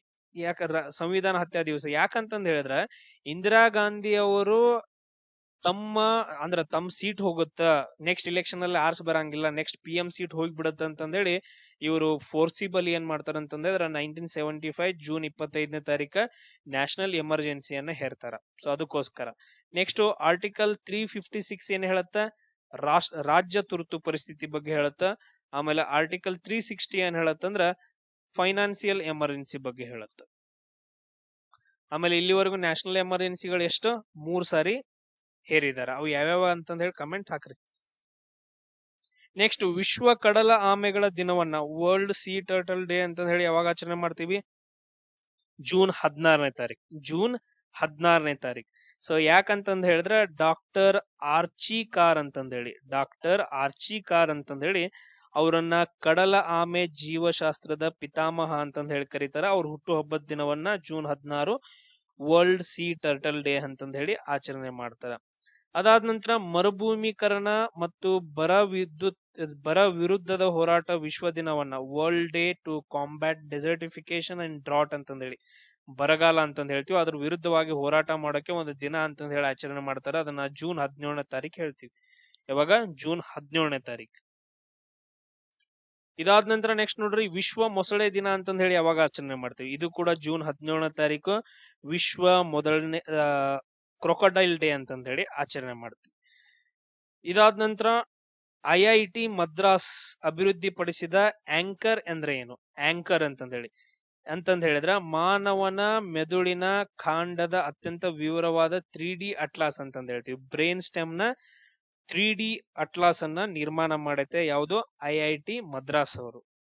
ಆಮೇಲೆ ಭೂಕಂಪ ಪೀಡಿತ ವೆನಿಜುವಲಾ ದೇಶ ಏನಂತಂದ್ರೆ ರೀಸೆಂಟ್ ಆಗಿ ಭೂಕಂಪ ಆಗ್ಬಿಟ್ಟೈತೆ ಅಲ್ಲಿ ಜಾಸ್ತಿ.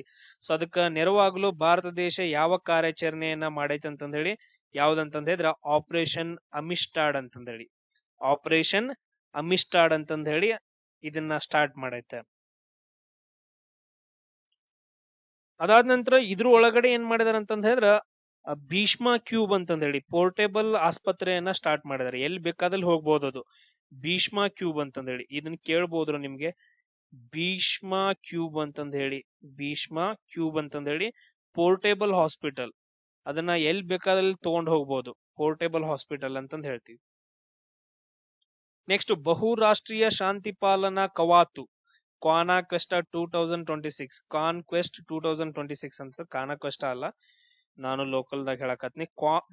ಕಾನ್ಕ್ವೆಸ್ಟ್ 2026 ಅನ್ನ ಯಾವ ದೇಶ ಆಯೋಜನೆ ಮಾಡಿತ್ತು ಅಂತಂದ್ ಹೇಳಿ? ಯಾವ ದೇಶ ಅಂದ್ರ ಮಂಗೋಲಿಯಾ ದೇಶ ಆಯೋಜನೆ ಮಾಡಿತ್ತು ಇದನ್ನ. ಕಾನ್ಕ್ವೆಸ್ಟ್ ಒಂದು ಸಮರಾಭ್ಯಾಸ ಅಂತಂದ್ ಹೇಳ್ತೀವಿ, ಮಂಗೋಲಿಯಾ ದೇಶ. ಇದಾದ ನಂತರ ನೆಕ್ಸ್ಟ್ ನೋಡ್ರಿ, ಭಾರತವು ಇತ್ತೀಚೆಗೆ ಬ್ರಹ್ಮೋಸ್ ಸೂಪರ್ಸೋನಿಕ್ ಕ್ರೂಸ್ ಕ್ಷಿಪಣಿಗಳನ್ನ ಪೂರೈಸಲು ಯಾವ ದೇಶದೊಂದಿಗೆ ಒಪ್ಪಂದ ಮಾಡ್ಕೊಂಡೈತೆ ಅಂತ ಹೇಳಿದ್ರೆ ವಿಯೆಟ್ನಾಂ ದೇಶದೊಂದಿಗೆ. ರೀಸೆಂಟ್ ಆಗಿ ಆಗೈತೆ ನೋಡ್ರಿ ಇದು, ವಿಯೆಟ್ನಾಂ ದೇಶದೊಂದಿಗೆ. ಆಮೇಲೆ ನೆಕ್ಸ್ಟ್ ಬ್ರಹ್ಮೋಸ್ ಮಿಸೈಲ್ಸ್ ಗಳನ್ನ ಖರೀದಿ ಮಾಡಿದಂತಹ ಮೊದಲ ದೇಶ ಯಾವ್ದಂತಂದ್ರೆ ಫಿಲಿಪೀನ್ಸ್. ಮೊದಲ ದೇಶ ಯಾವ್ದಂತಂದ್ರೆ ಫಿಲಿಪೀನ್ಸ್ ಅಂತಂದ ಹೇಳ್ತೀವಿ. ರೀಸೆಂಟ್ ಆಗಿ ಯಾವ್ದು, ವಿಯೆಟ್ನಾಂ ದೇಶ. ನೆಕ್ಸ್ಟ್, ಹೈಡ್ರೋಗ್ರಾಫಿಕ್ ಸಮೀಕ್ಷೆ ಮತ್ತು ಕಡಲ ನಕ್ಷೆ ತಯಾರಿಕೆಗೆ INS ದುನಾಗಿರಿ ಮತ್ತು INS ಅಗ್ರೆ ಈ ಎರಡು ನೌಕೆಗಳನ್ನ ಯೂಸ್ ಮಾಡ್ತಾರ. ಇದು ತುಂಬಾ ಇಂಪಾರ್ಟೆಂಟ್. ಇನ್ನೊಂದು ನೌಕೆ, ಟೋಟಲ್ ಆಗಿ 3 ನೌಕೆಗಳು, ಯಾವುದು INS ದುನಾಗಿರಿ, INS ಅಗ್ರೆ, ಇನ್ನೊಂದು INS ಸಂಶೋಧಕ್ ಅಂತಂದೇಳಿ. ಈ ಮೂರನ್ನ ಯೂಸ್ ಮಾಡಿಕೊಂಡು ಹೈಡ್ರೋಗ್ರಾಫಿಕ್ ಸಮೀಕ್ಷೆ ಮತ್ತು ಕಡಲ ನಕ್ಷೆಯನ್ನ ತಯಾರು ಮಾಡಿದಾರ. ಇದನ್ನ ನೋಡ್ಕೊಡ್ರಿ, INS ಸಂಶೋಧಕ್ ಅಂತಂದೇಳಿ, ಸಂಶೋಧಕ್. ಎಸ್. ನೆಕ್ಸ್ಟ್, ಭಾರತದ ಮೊದಲ ಆಫ್ ಶೋರ್ ವಿಮಾನ ನಿಲ್ದಾಣವನ್ನ ಯಾವ ರಾಜ್ಯ ನಿರ್ಮಾಣ ಮಾಡಲಿದೆ ಅಂತ ಹೇಳಿ, ಯಾವ್ದಂತಂದ್ರೆ ಮಹಾರಾಷ್ಟ್ರ ಅಂತಂದ ಹೇಳ್ತೀವಿ. ಅದು ಪಾಲ್ಘರ್ ಜಿಲ್ಲೆ ಒಳಗಡೆ. ಎಲ್ಲಿ? ಪಾಲ್ಘರ್ ಜಿಲ್ಲೆ ಒಳಗಡೆ. ಇದು ಬೀಚ್ ಸಮೀಪ, ಅಂದ್ರೆ ಕರಾವಳಿ ಸಮೀಪ ಅಂತಂದ ಹೇಳಿ, ಆಫ್ ಶೋರ್ ಅಂತಂದ ಹೇಳ್ತೀವಿ. ಕರಾವಳಿ ಸಮೀಪ ಒಂದು ಏರ್ಪೋರ್ಟ್ ಅನ್ನ ನಿರ್ಮಾಣ ಮಾಡಬೇಕು ಅಂತಂದ ಹೇಳಿ. ನೆಕ್ಸ್ಟ್, ಮಹಾರಾಷ್ಟ್ರ ಅಂದ ತಕ್ಷಣ ನೆನ್ಪಿಟ್ಕೊಳ್ರಿ ಅಜಂತಾ ಗುಹೆಗಳು, ಅಜಂತಾ ಮತ್ತು ಎಲ್ಲೋರಾ ಗುಹೆಗಳು. ಆಮೇಲೆ ನೆಕ್ಸ್ಟ್, 1ನೇ ಕೃಷ್ಣ ಕಟ್ಸಿರುವಂತ ರಾಷ್ಟ್ರಕೂಟರ 1ನೇ ಕೃಷ್ಣ ಏನ್ ಕಟ್ಟಿಸ್ತಾನ, ಎಲ್ಲೋರಾದ ಕೈಲಾಸನಾಥ ದೇವಾಲಯ ಅಂತಂದ ಹೇಳ್ತೀವಲ್ಲ, ಕೈಲಾಸನಾಥ ದೇವಾಲಯ. ಇಂಪಾರ್ಟೆಂಟ್ ಅದು, ಸುಮ್ನೆ ಇಂಟ್ರೆಸ್ಟ್ ಬರಾಕ್. ರಾಜಸ್ಥಾನದ ಮೊದಲ ತಡೆರಹಿತ ಟೋಲಿಂಗ್ ವ್ಯವಸ್ಥೆ, ಬ್ಯಾರಿಯರ್ ಫ್ರೀ ಟ್ರೋಲಿಂಗ್ ಸಿಸ್ಟಮ್ ಎಲ್ಲಿ ಪ್ರಾರಂಭ ಮಾಡ್ತಾರ ಅಂತಂದೇಳಿ, ಎಲ್ಲಿ ಅಂತಂದ್ರೆ ದೌಲತ್ಪುರ್ ಟೋಲ್ ಪ್ಲಾಜಾದೊಳಗಡೆ. NH48 ಅಂತಂದ ಹೇಳ್ತೀವಿ. ದೆಹಲಿ ಜೈಪುರ್ದು ಒಂದು ನ್ಯಾಷನಲ್ ಹೈವೇ, ದೆಹಲಿಯಿಂದ ಜೈಪುರ್ ವರೆಗೂ ದೌಲತ್ಪುರ್ ಟೋಲ್ ಪ್ಲಾಜಾದೊಳಗಡೆ ತಡೆರಹಿತ ಟೋಲಿಂಗ್ ವ್ಯವಸ್ಥೆಯನ್ನ ಸ್ಟಾರ್ಟ್ ಮಾಡ್ತಾರ. ಅದಾದ ನಂತರ ನೆಕ್ಸ್ಟ್ ನೋಡ್ರಿ, ತಾಯ್ಮಾನನ್ ತಂಗ್ ಮೂತಿರ್ ತಿಟ್ಟಂ ಅಂತಂದೇಳಿ. ತಾಯ್ಮಾನನ್ ತಂಗ್ ಮೂತಿರ್ ತಿಟ್ಟಂ, ತಾಯಿಯ ಸಹೋದರನ ಚಿನ್ನದ ಉಂಗುರು ಯೋಜನೆಯನ್ನ ಯಾವ ರಾಜ್ಯದಲ್ಲಿ ಪ್ರಾರಂಭ ಮಾಡ್ತಾರಂದ್ರೆ ತಮಿಳುನಾಡಲ್ಲಿ ಪ್ರಾರಂಭ ಮಾಡ್ತಾರ ನೋಡ್ರಪ್ಪ. ನೆಕ್ಸ್ಟ್, ಶೂನ್ಯ ನಿವ್ವಳ ಇಂಗಾಲ ಹೊರಸೂಸುವಿಕೆಯಲ್ಲಿ 45% ಕಡಿತ ಸಾಧಿಸಿದ ಸುಸ್ಥಿರ ಕಡಿಲ ಅಭಿವೃದ್ಧಿಗೆ ಮಾದರಿಯಾದಂತಹ ಬಂದರು ಯಾವ್ದಂತಂದ ಹೇಳಿ.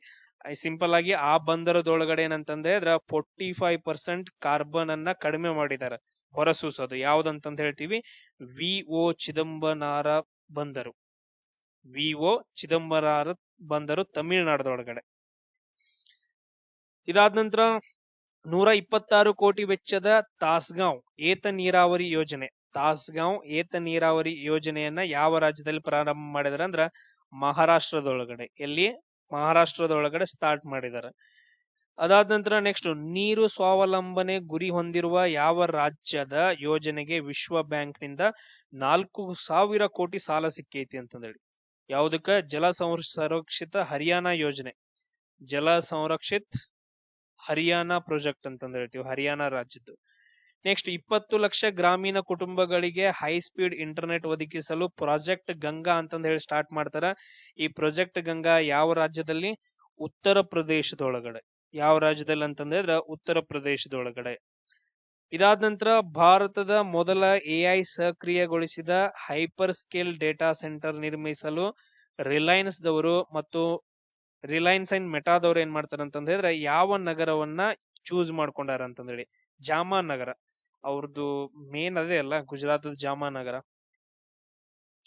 ನೆಕ್ಸ್ಟ್, 26ನೇ ಅಖಿಲ ಭಾರತ ಬೆರಳಚ್ಚು ಸಮ್ಮೇಳನ, all India finger print conference ಎಲ್ಲಿ ನಡೆದೈತೆ ಅಂತಂದ ಹೇಳಿ, ನವದೆಹಲಿ ಒಳಗಡೆ ನಡೆದೈತೆ. ಎಲ್ಲಿ ನಡೆದೈತೆ? ನವದೆಹಲಿ ಒಳಗಡೆ. ಇದನ್ನ ಉದ್ಘಾಟನೆಯನ್ನ ಯಾರು ಮಾಡಿದಾರ ಅಂತಂದ್ರೆ ಗೃಹ ಸಚಿವರಾದಂತಹ ಅಮಿತ್ ಶಾ. ಗೃಹ ಸಚಿವರಾದಂತಹ ಅಮಿತ್ ಶಾ ರವರು ಸ್ಟಾರ್ಟ್ ಮಾಡಿದಾರ. ಅದಾದ ನಂತರ ನೆಕ್ಸ್ಟ್, ಸಾಂಪ್ರದಾಯಿಕ ಕೃಷಿ ಹಬ್ಬವಾದಂತಹ ರಾಜ್ ಪರ್ಬ್ ಅನ್ನ ಯಾವ ರಾಜ್ಯದಲ್ಲಿ ಆಚರಣೆ ಮಾಡ್ತಾರ ಅಂತಂದ್ರೆ ಒಡಿಸ್ಸಾದೊಳಗಡೆ. ಈಗ ಹಬ್ಬಗಳ ಬಗ್ಗೆ ನೆಕ್ಸ್ಟ್, ಪ್ರಸಿದ್ಧವಾದಂತಹ ಹೆಮಿಸ್ ಹಬ್ಬ, ಹೆಮಿಸ್ ಫೆಸ್ಟಿವಲ್ ಅಂತಂದ ಹೇಳ್ತೀವಿ. ತುಂಬಾ ಇಂಪಾರ್ಟೆಂಟ್. ನಮ್ಮ ದೇಶದೊಳಗಡೆ ಒಂದು ನ್ಯಾಷನಲ್ ಪಾರ್ಕ್ ಬರುತ್ತೆ, ಹೆಮಿಸ್ ನ್ಯಾಷನಲ್ ಪಾರ್ಕ್. ಇದು ಏಷ್ಯಾದೊಳಗಡೆ ಅತಿ ದೊಡ್ಡ ಹೆಮಿಸ್ ನ್ಯಾಷನಲ್ ಪಾರ್ಕ್. ಆಮೇಲೆ ನಮ್ಮ ಭಾರತ ದೇಶದೊಳಗಡೆ ಅತಿ ದೊಡ್ಡ ಹೆಮಿಸ್ ನ್ಯಾಷನಲ್ ಪಾರ್ಕ್ ಇದು ಎಲ್ಲಿ ಕಂಡು ಬರುತ್ತೆ ಅಂದ್ರ ಲಡಾಖ್ ಒಳಗಡೆ ಕಂಡು ಬರುತ್ತೆ. ಎಲ್ಲಿ ಕಂಡು ಬರುತ್ತೆ? ಲಡಾಖ್ ಒಳಗಡೆ. ಅಲ್ಲಿ ಒಂದು ಫೆಸ್ಟಿವಲ್ ನ ಮಾಡ್ತಾರೆ, ಹೆಮಿಸ್ ಫೆಸ್ಟಿವಲ್ ಅಂತಂದ್ ಹೇಳ್ತೀವಿ. ಇದೊಂದು ಬೌದ್ಧ ಹಬ್ಬ, ಬುದ್ಧನಿಗೆ ಸಂಬಂಧಪಟ್ಟಿರೋದು. ನೆಕ್ಸ್ಟ್, ತ್ರಿಪುರಾದ ಯಾವ ತಂತಿ ವಾದ್ಯಕ್ಕೆ, ಸ್ಟ್ರಿಂಗ್ ಮ್ಯೂಸಿಕಲ್ ಇನ್ಸ್ಟ್ರೂಮೆಂಟ್ ಗೆ ಇತ್ತೀಚೆಗೆ GI ಟ್ಯಾಗ್ ಸಿಕ್ಕೈತೆ ಅಂತಂದೇಳಿ? ಸೊ ಯಾವ್ದಕ್ಕಂತಂದ್ ಹೇಳಿದ್ರೆ ತ್ರಿಪುರಾ ಸರಿಂದ ಅಂತಂದೇಳಿ, ತ್ರಿಪುರಾ ಸರಿಂದ. ಅದೇ ರೀತಿಯಾಗಿ ಅಸ್ಸಾಂನ ಯಾವ ಉತ್ಪನ್ನಗಳಿಗೆ GI ಟ್ಯಾಗ್ ಸಿಕ್ಕೈತೆ? ಯಾವ್ದಕ್ಕೆ? ಕರ್ಬಿ ಅಗ್ಲಾಂಗ್ ಕೈಮಗ್ಗ, ಆಮೇಲೆ ಬಾ ಶಿಲ್ಪ್ ಬಿದಿರು ಕರಕುಶಲ ಅಂತಂದ್ ಹೇಳ್ತೀವಿ. ನೆಕ್ಸ್ಟ್ ಬಿಹು ಪೇಪಾ, ಆಮೇಲೆ ಇನ್ನೊಂದು ದೇವರಿ ಕೈಮಗ್ಗ ಅಂತಂದೇಳಿ. ಇಷ್ಟು ಉತ್ಪನ್ನಗಳಿಗೆ ಅಸ್ಸಾಂ ಒಳಗಡೆ GI ಟ್ಯಾಗ್ ಸಿಕ್ಕೈತೆ. ನೆಕ್ಸ್ಟ್, ಜಾರ್ಖಂಡ್ ನ ಯಾವ ಉತ್ಪನ್ನಗಳಿಗೆ GI ಟ್ಯಾಗ್ ಸಿಗುತ್ತೆ? Bhagalpuri silk, Bhagalpuri silk. Next Kharsawan silk. Next Munda ಆಭರಣ. ಅದಾದ ನಂತರ ಜಾರ್ಖಂಡ್ ನ ಬಿದಿರು ಕರಕುಶಲಗಳಿಗೆ GI ಟ್ಯಾಗ್ ಸಿಕ್ಕೈತೆ. ಅದೇ ರೀತಿಯಾಗಿ Russian grand sand master cup ಅನ್ನ ಗೆದ್ದಂತಹ ಮೊದಲ ಭಾರತೀಯ ಯಾರು? ರಷ್ಯಾದೊಳಗಡೆ ಒಂದು ಗ್ರ್ಯಾಂಡ್ ಸ್ಯಾಂಡ್ ಮಾಸ್ಟರ್ ಕಪ್ ಅಂತ ಹೇಳಿ, ಅಂದ್ರೆ ಮರಳನ್ನ ಯೂಸ್ ಮಾಡ್ಕೊಂಡು ಶಿಲ್ಪಗಳನ್ನ ರೆಡಿ ಮಾಡೋದು. ಯಾರಂತಂದ್ರೆ ಸುದರ್ಶನ್ ಪಾಟ್ನಾಯಕ್, ಒಡಿಸ್ಸಾದವರು ಮರಳು ಶಿಲ್ಪಿ ಅಂತಂದ್ ಹೇಳ್ತೀವಿ, ಸುದರ್ಶನ್ ಪಾಟ್ನಾಯಕ್ ಅವರಿಗೆ. ಅದೇ ರೀತಿಯಾಗಿ 2026ರ ಪುರುಷರ FIH ಹಾಕಿ ನೇಷನ್ ಕಪ್ ಅನ್ನ ಯಾವ ದೇಶ ಗೆದ್ದೈತೆ ಅಂತಂದ್ರೆ ಫ್ರಾನ್ಸ್ ದವ್ರು ಗೆಲ್ತಾರ. ಯಾರ ಜೊತೆ ಗೆಲ್ತಾರ ಅಂತಂದ್ರೆ ನ್ಯೂಜಿಲೆಂಡ್ ದವ್ರ ಜೊತೆಗೆ. ನ್ಯೂಜಿಲೆಂಡ್ ದವ್ರ ಜೊತೆಗೆ. ನಾವು ಇಲ್ಲಿವರೆಗೂ ಯಾವ್ದು ಹೇಳಿದ್ವಿ? ಲೇಡೀಸ್ ಬಗ್ಗೆ ಹೇಳಿದ್ವಿ, ಮಹಿಳೆಯರದು. ಇದು ಪುರುಷರದು, ಫ್ರಾನ್ಸ್ ದವ್ರು ಗೆದ್ದಿದಾರ. ಅದಾದ ನಂತರ ನೆಕ್ಸ್ಟ್ ನೋಡ್ರಿ, ಶ್ರೀಲಂಕಾ ಎ ತಂಡದ ವಿರುದ್ಧ 11 ಎಸೆತಗಳಲ್ಲಿ ಕ್ರಿಕೆಟ್ ನ ಅತ್ಯಂತ ವೇಗದ ಅರ್ಧಶತಕವನ್ನ ಮಾಡಿದವ್ರು ಯಾರಂದ್ರ ವೈಭವ್ ಸೂರ್ಯವಂಶಿ. ಸೊ ಯಾರು ಮಾಡ್ತಾರೆ? ರೀಸೆಂಟ್ ಆಗಿ ನಡೆದೈತೆ ನೋಡ್ರಿ, ವೈಭವ್ ಸೂರ್ಯವಂಶಿ. ಅದೇ ರೀತಿಯಾಗಿ 200 T20 ಅಂತಾರಾಷ್ಟ್ರೀಯ ಪಂದ್ಯಗಳನ್ನ ಆಡಿದಂತಹ ಮೊದಲ ಕ್ರಿಕೆಟಿಗ ಯಾರು ಅಂತಂದೇಳಿ, ಪುರುಷರಲ್ಲೂ ಆಗಿರ್ಬೋದು ಅಥವಾ ಮಹಿಳೆಯರಲ್ಲೂ, ಹರ್ಮನ್ ಪ್ರೀತ್ ಕೌರ್. ಸೊ ನಮ್ಮ Indian team captain Harmanpreet Kaur ಏನಂದ್ರೆ 200 T20 ಪಂದ್ಯಗಳನ್ನ ಆಡಿದಾರ. ನೆಕ್ಸ್ಟ್, ಟೈಮ್ ನಿಯತಕಾಲಿಕ ಕ್ರೀಡಾ ಕ್ಷೇತ್ರದ 100 ಅತ್ಯಂತ ಪ್ರಭಾವಶಾಲಿ ವ್ಯಕ್ತಿಗಳಲ್ಲಿ ಪಟ್ಟಿ ಒಳಗಡೆ ಕಾಣಿಸಿಕೊಂಡ ಏಕೈಕ ಭಾರತೀಯ ಯಾರಂತಂದ್ರೆ ಸ್ಮೃತಿ ಮಂದನ. ಸೊ ಟೈಮ್ಸ್ ದವ್ರು ಏನ್ ಮಾಡ್ತಾರ ಅಂತಂದ್ರೆ ಕ್ರೀಡಾ ಕ್ಷೇತ್ರದೊಳಗಡೆ 100 ಅತ್ಯಂತ ಪ್ರಭಾವಶಾಲಿ ವ್ಯಕ್ತಿಗಳನ್ನ ಸೆಲೆಕ್ಷನ್ ಮಾಡ್ತಾರ ಇಡೀ ಆಲ್ ಓವರ್ ವರ್ಲ್ಡ್ ಅಲ್ಲಿ. ಸೊ ಭಾರತದ ಏಕೈಕ ಭಾರತೀಯ ಯಾರಂತಂದ್ರೆ ಸ್ಮೃತಿ ಮಂದನ ಅವರು. ಇದಾದ ನಂತರ ನೆಕ್ಸ್ಟ್ ನೋಡ್ರಿ, the second orbit, belief of a man, dreams of 1.4 billion hearts ಅಂತಂದೇಳಿ.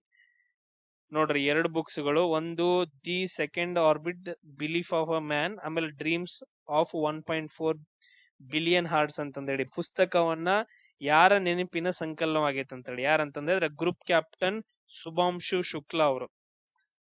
ಗ್ರೂಪ್ ಕ್ಯಾಪ್ಟನ್ ಶುಭಾಂಶು ಶುಕ್ಲಾ ಇವರೊಬ್ರು ಏನಂತಂದ್ರೆ ಬಾಹ್ಯಾಕಾಶ ಮಿಷನ್ ಎಕ್ಸಿಮೋ 4 ಅಂತಂದ್ ಹೇಳ್ತೀವಿ. ಎಕ್ಸಿಮೋ 4 ಬಾಹ್ಯಾಕಾಶ ಮಿಷನ್ ನ ಗಗನಯಾತ್ರಿ. ಸೊ ಅವ್ರ ಬಗ್ಗೆ ಐತೆ ಅದು. ಅದೇ ರೀತಿಯಾಗಿ ನೆಕ್ಸ್ಟ್ ನೋಡ್ರಿ, Bhawaiya cultural treasure and its historical journey ಅಂತಂದೇಳಿ. ಈ ತರದ ಎಷ್ಟು ದೊಡ್ಡ ಹೆಸರದವರು. Bhawaiya a cultural treasure and its historical journey ಪುಸ್ತಕವನ್ನ ಯಾರು ಬಿಡುಗಡೆ ಮಾಡಿದಾರ ಅಂತಂದ್ರೆ CP ರಾಧಾಕೃಷ್ಣನ್, ಭಾರತದ ಉಪರಾಷ್ಟ್ರಪತಿ. ನೆಕ್ಸ್ಟ್, ಭೌತಶಾಸ್ತ್ರದಲ್ಲಿ ವೂಲ್ಸ್ ಪ್ರಶಸ್ತಿ. ಭೌತಶಾಸ್ತ್ರದೊಳಗಡೆ ಏನಂತಂದ್ರೆ ವೂಲ್ಫ್ ಪ್ರೈಸ್ 2025 ಗೆದ್ದಂತಹ ಭಾರತದ ಮೊದಲ ಭಾರತೀಯ ಯಾರಂತಂದೇಳಿ ಜೈನೇಂದ್ರ ಕೆ ಜೈನ್ ಅಂತಂದೇಳಿ. ಜೈನೇಂದ್ರ ಕೆ ಜೈನ್ ಅಂತಂದೇಳಿ. ಏನ್ ಎಲ್ಲ ಭಾರತೀಯರ ಗೆದ್ದಿದ್ದಾರೆ ಈ ವರ್ಷ. ನೆಕ್ಸ್ಟ್, ಬುಸ್ಸಿ ಸೆಂಟ್ ಜಾರ್ಜಸ್ ನಲ್ಲಿ ಭಾರತೀಯ ಕಲ್ಲುಗಳಿಂದ ನಿರ್ಮಿಸಲಾದಂತಹ ಮೊದಲ ಸಾಂಪ್ರದಾಯಿಕ ಹಿಂದೂ ದೇವಾಲಯವನ್ನ ಹೊಂದಲಿರುವ ಯುರೋಪಿಯನ್ ದೇಶ ಯಾವ್ದಂದ್ರ ಫ್ರಾನ್ಸ್ ಅಂತಂದ್ ಹೇಳ್ತೀವಿ.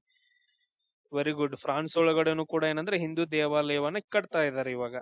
ನೆಕ್ಸ್ಟ್, ಪ್ರಧಾನಿ ನರೇಂದ್ರ ಮೋದಿ ಅವರು ಸ್ಲೋವಾಕಿಯಾದ ಯಾವ ಅತ್ಯುನ್ನತ ರಾಷ್ಟ್ರೀಯ ಗೌರವಕ್ಕೆ ಭಾಜನರಾಗಿದ್ದಾರೆ? The order of the white double cross ಅಂತಂದೇಳಿ. ಸ್ಲೋವಾಕಿಯಾ ದೇಶದಿದು. ಕ್ವಶನ್ ಕೇಳಬಹುದು. ನೆಕ್ಸ್ಟ್, ನರೇಂದ್ರ ಮೋದಿ ಅವರು ಯಾವ ಮಾಜಿ ಪ್ರಧಾನಿಯವರ ದಾಖಲೆಯನ್ನ ಮುರಿದು ಅತಿ ಹೆಚ್ಚು ಕಾಲ, ಅಂದ್ರೆ ಇವಾಗ ಅತಿ ಹೆಚ್ಚು ಸುದೀರ್ಘ ಕಾಲದವರೆಗೆ ಪ್ರೈಮ್ ಮಿನಿಸ್ಟರ್ ಆದಂತ ವ್ಯಕ್ತಿ ಯಾರಂತಂದ ಹೇಳಿದ್ರೆ ಇವಾಗ ನರೇಂದ್ರ ಮೋದಿ ಅವರು. ಮೊದಲು ಯಾರಿಗಿತ್ತು? ಜವಾಹರ್ಲಾಲ್ ನೆಹರು ಅವ್ರಿಗಿತ್ತು. ಮೊದಲು ಯಾರಿಗಿತ್ತು ಅಂತಂದ್ರೆ ಜವಾಹರ್ಲಾಲ್ ನೆಹರು. ಟೋಟಲ್ ಆಗಿ 4398 ದಿನಗಳವರೆಗೂ ಇದ್ರು. ಇವಾಗ ಅದನ್ನ ಮುರಿದು ಹಾಕಿದಾರ.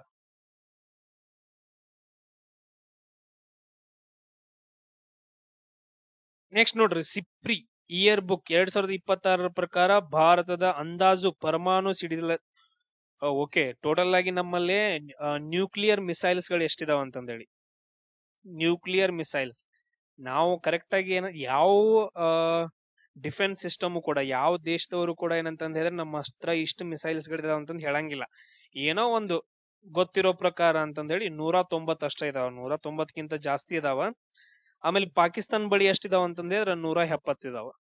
ಪಾಕಿಸ್ತಾನ ಬಳಿ ಎಷ್ಟಿದಾವ ನ್ಯೂಕ್ಲಿಯರ್ ಮಿಸೈಲ್ಸ್? 170 ಇದಾವ. ಇದನ್ನ ಕಂಟಿನ್ಯೂ ಮಾಡಿ ನೋಡ್ರಿ. ಟೋಟಲ್ ಆಗಿ ನ್ಯೂಕ್ಲಿಯರ್ ಮಿಸೈಲ್ಸ್ ಗಳು ಎಷ್ಟಿದಾವ ಅಂದ್ರೆ ಭಾರತದೊಳಗಡೆ 190, ಪಾಕಿಸ್ತಾನದೊಳಗೆ 170, ಚೀನಾದೊಳಗಡೆ ಅತಿ ಹೆಚ್ಚು, ವರ್ಲ್ಡ್ ಅಲ್ಲಿ ಅತಿ ಹೆಚ್ಚು ನ್ಯೂಕ್ಲಿಯರ್ ವೆಪನ್ಸ್ ಅನ್ನ ಹೊಂದಿರೋದು ಯಾವ್ದಂದ್ರ ಚೀನಾ ದೇಶ ಅಂತಂತ ಹೇಳ್ತೀವಿ. 620 ನ್ಯೂಕ್ಲಿಯರ್ ಮಿಸೈಲ್ಸ್ ಗಳನ್ನ ಹೊಂದೈತದು. ಇದಾದ ನಂತರ ಭಾರತೀಯ ವಾಯುಪಡೆಯ ಉಪ ಮುಖ್ಯಸ್ಥರಾಗಿ ವೈಸ್ ಚೀಫ್ ಅಂತಂದ ಹೇಳ್ತೀವಿ. ಅವ್ರು ಯಾರಂತಂದ ಹೇಳಿದ್ರೆ ಏರ್ ಮಾರ್ಷಲ್ ಅಶುತೋಷ್ ದೀಕ್ಷಿತ್ ಅವರು. Air marshal Ashutosh Dikshit. ಹಂಗಾದ್ರೆ ಏರ್ ಚೀಫ್ ಮಾರ್ಷಲ್ ಯಾರಿದಾರೆ ಇವಾಗ? ಅದನ್ನ ನಂಗೆ ಕಮೆಂಟ್ ಹಾಕ್ರಿ, ಏರ್ ಚೀಫ್ ಮಾರ್ಷಲ್.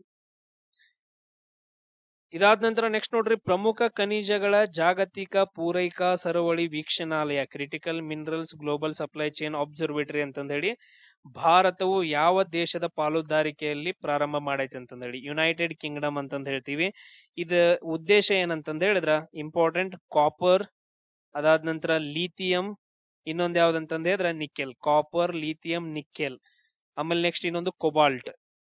ಈ ಖನಿಜಗಳ ಪೂರೈಕೆಯನ್ನ ಸುರಕ್ಷಿತಗೊಳಿಸೋದು, ಆಮೇಲೆ ವಿಸ್ತರಿಸೋದು ನಮ್ ದೇಶದಿಂದ ಆ ದೇಶಕ್ಕೆ, ಆ ದೇಶದಿಂದ ನಮ್ ದೇಶಕ್ಕೆ. ಯಾವ್ದು? ಕಾಪರ್, ಲಿಥಿಯಂ, ನಿಕ್ಕೆಲ್ ಮತ್ತು ಕೊಬಾಲ್ಟ್ ಅಂತಂದೇಳಿ. ಅದಾದ ನಂತರ ಹಿಮಾಚಲ ಪ್ರದೇಶದ ಕಸೌಲಿ ಕಾಡಿನ ಕಿಚ್ಚನ್ನ ನಂದಿಸಲು ಬಂಬಿ ಬಕೆಟ್ಸ್ ಗಳನ್ನ ಬಳಸಿ ಭಾರತೀಯ ವಾಯುಪಡೆಯ ಯಾವ ಹೆಲಿಕಾಪ್ಟರ್ ನಿಯೋಜನೆ ಆಗಿತ್ತು ಅಂತಂದೇಳಿ.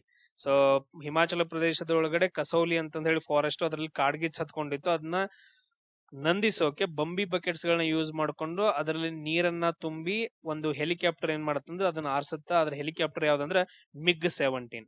MI ಅಂತಂದ್ರ ಮಿಗ್, SU ಅಂತಂದ್ರ ಸುಕೋಯ್.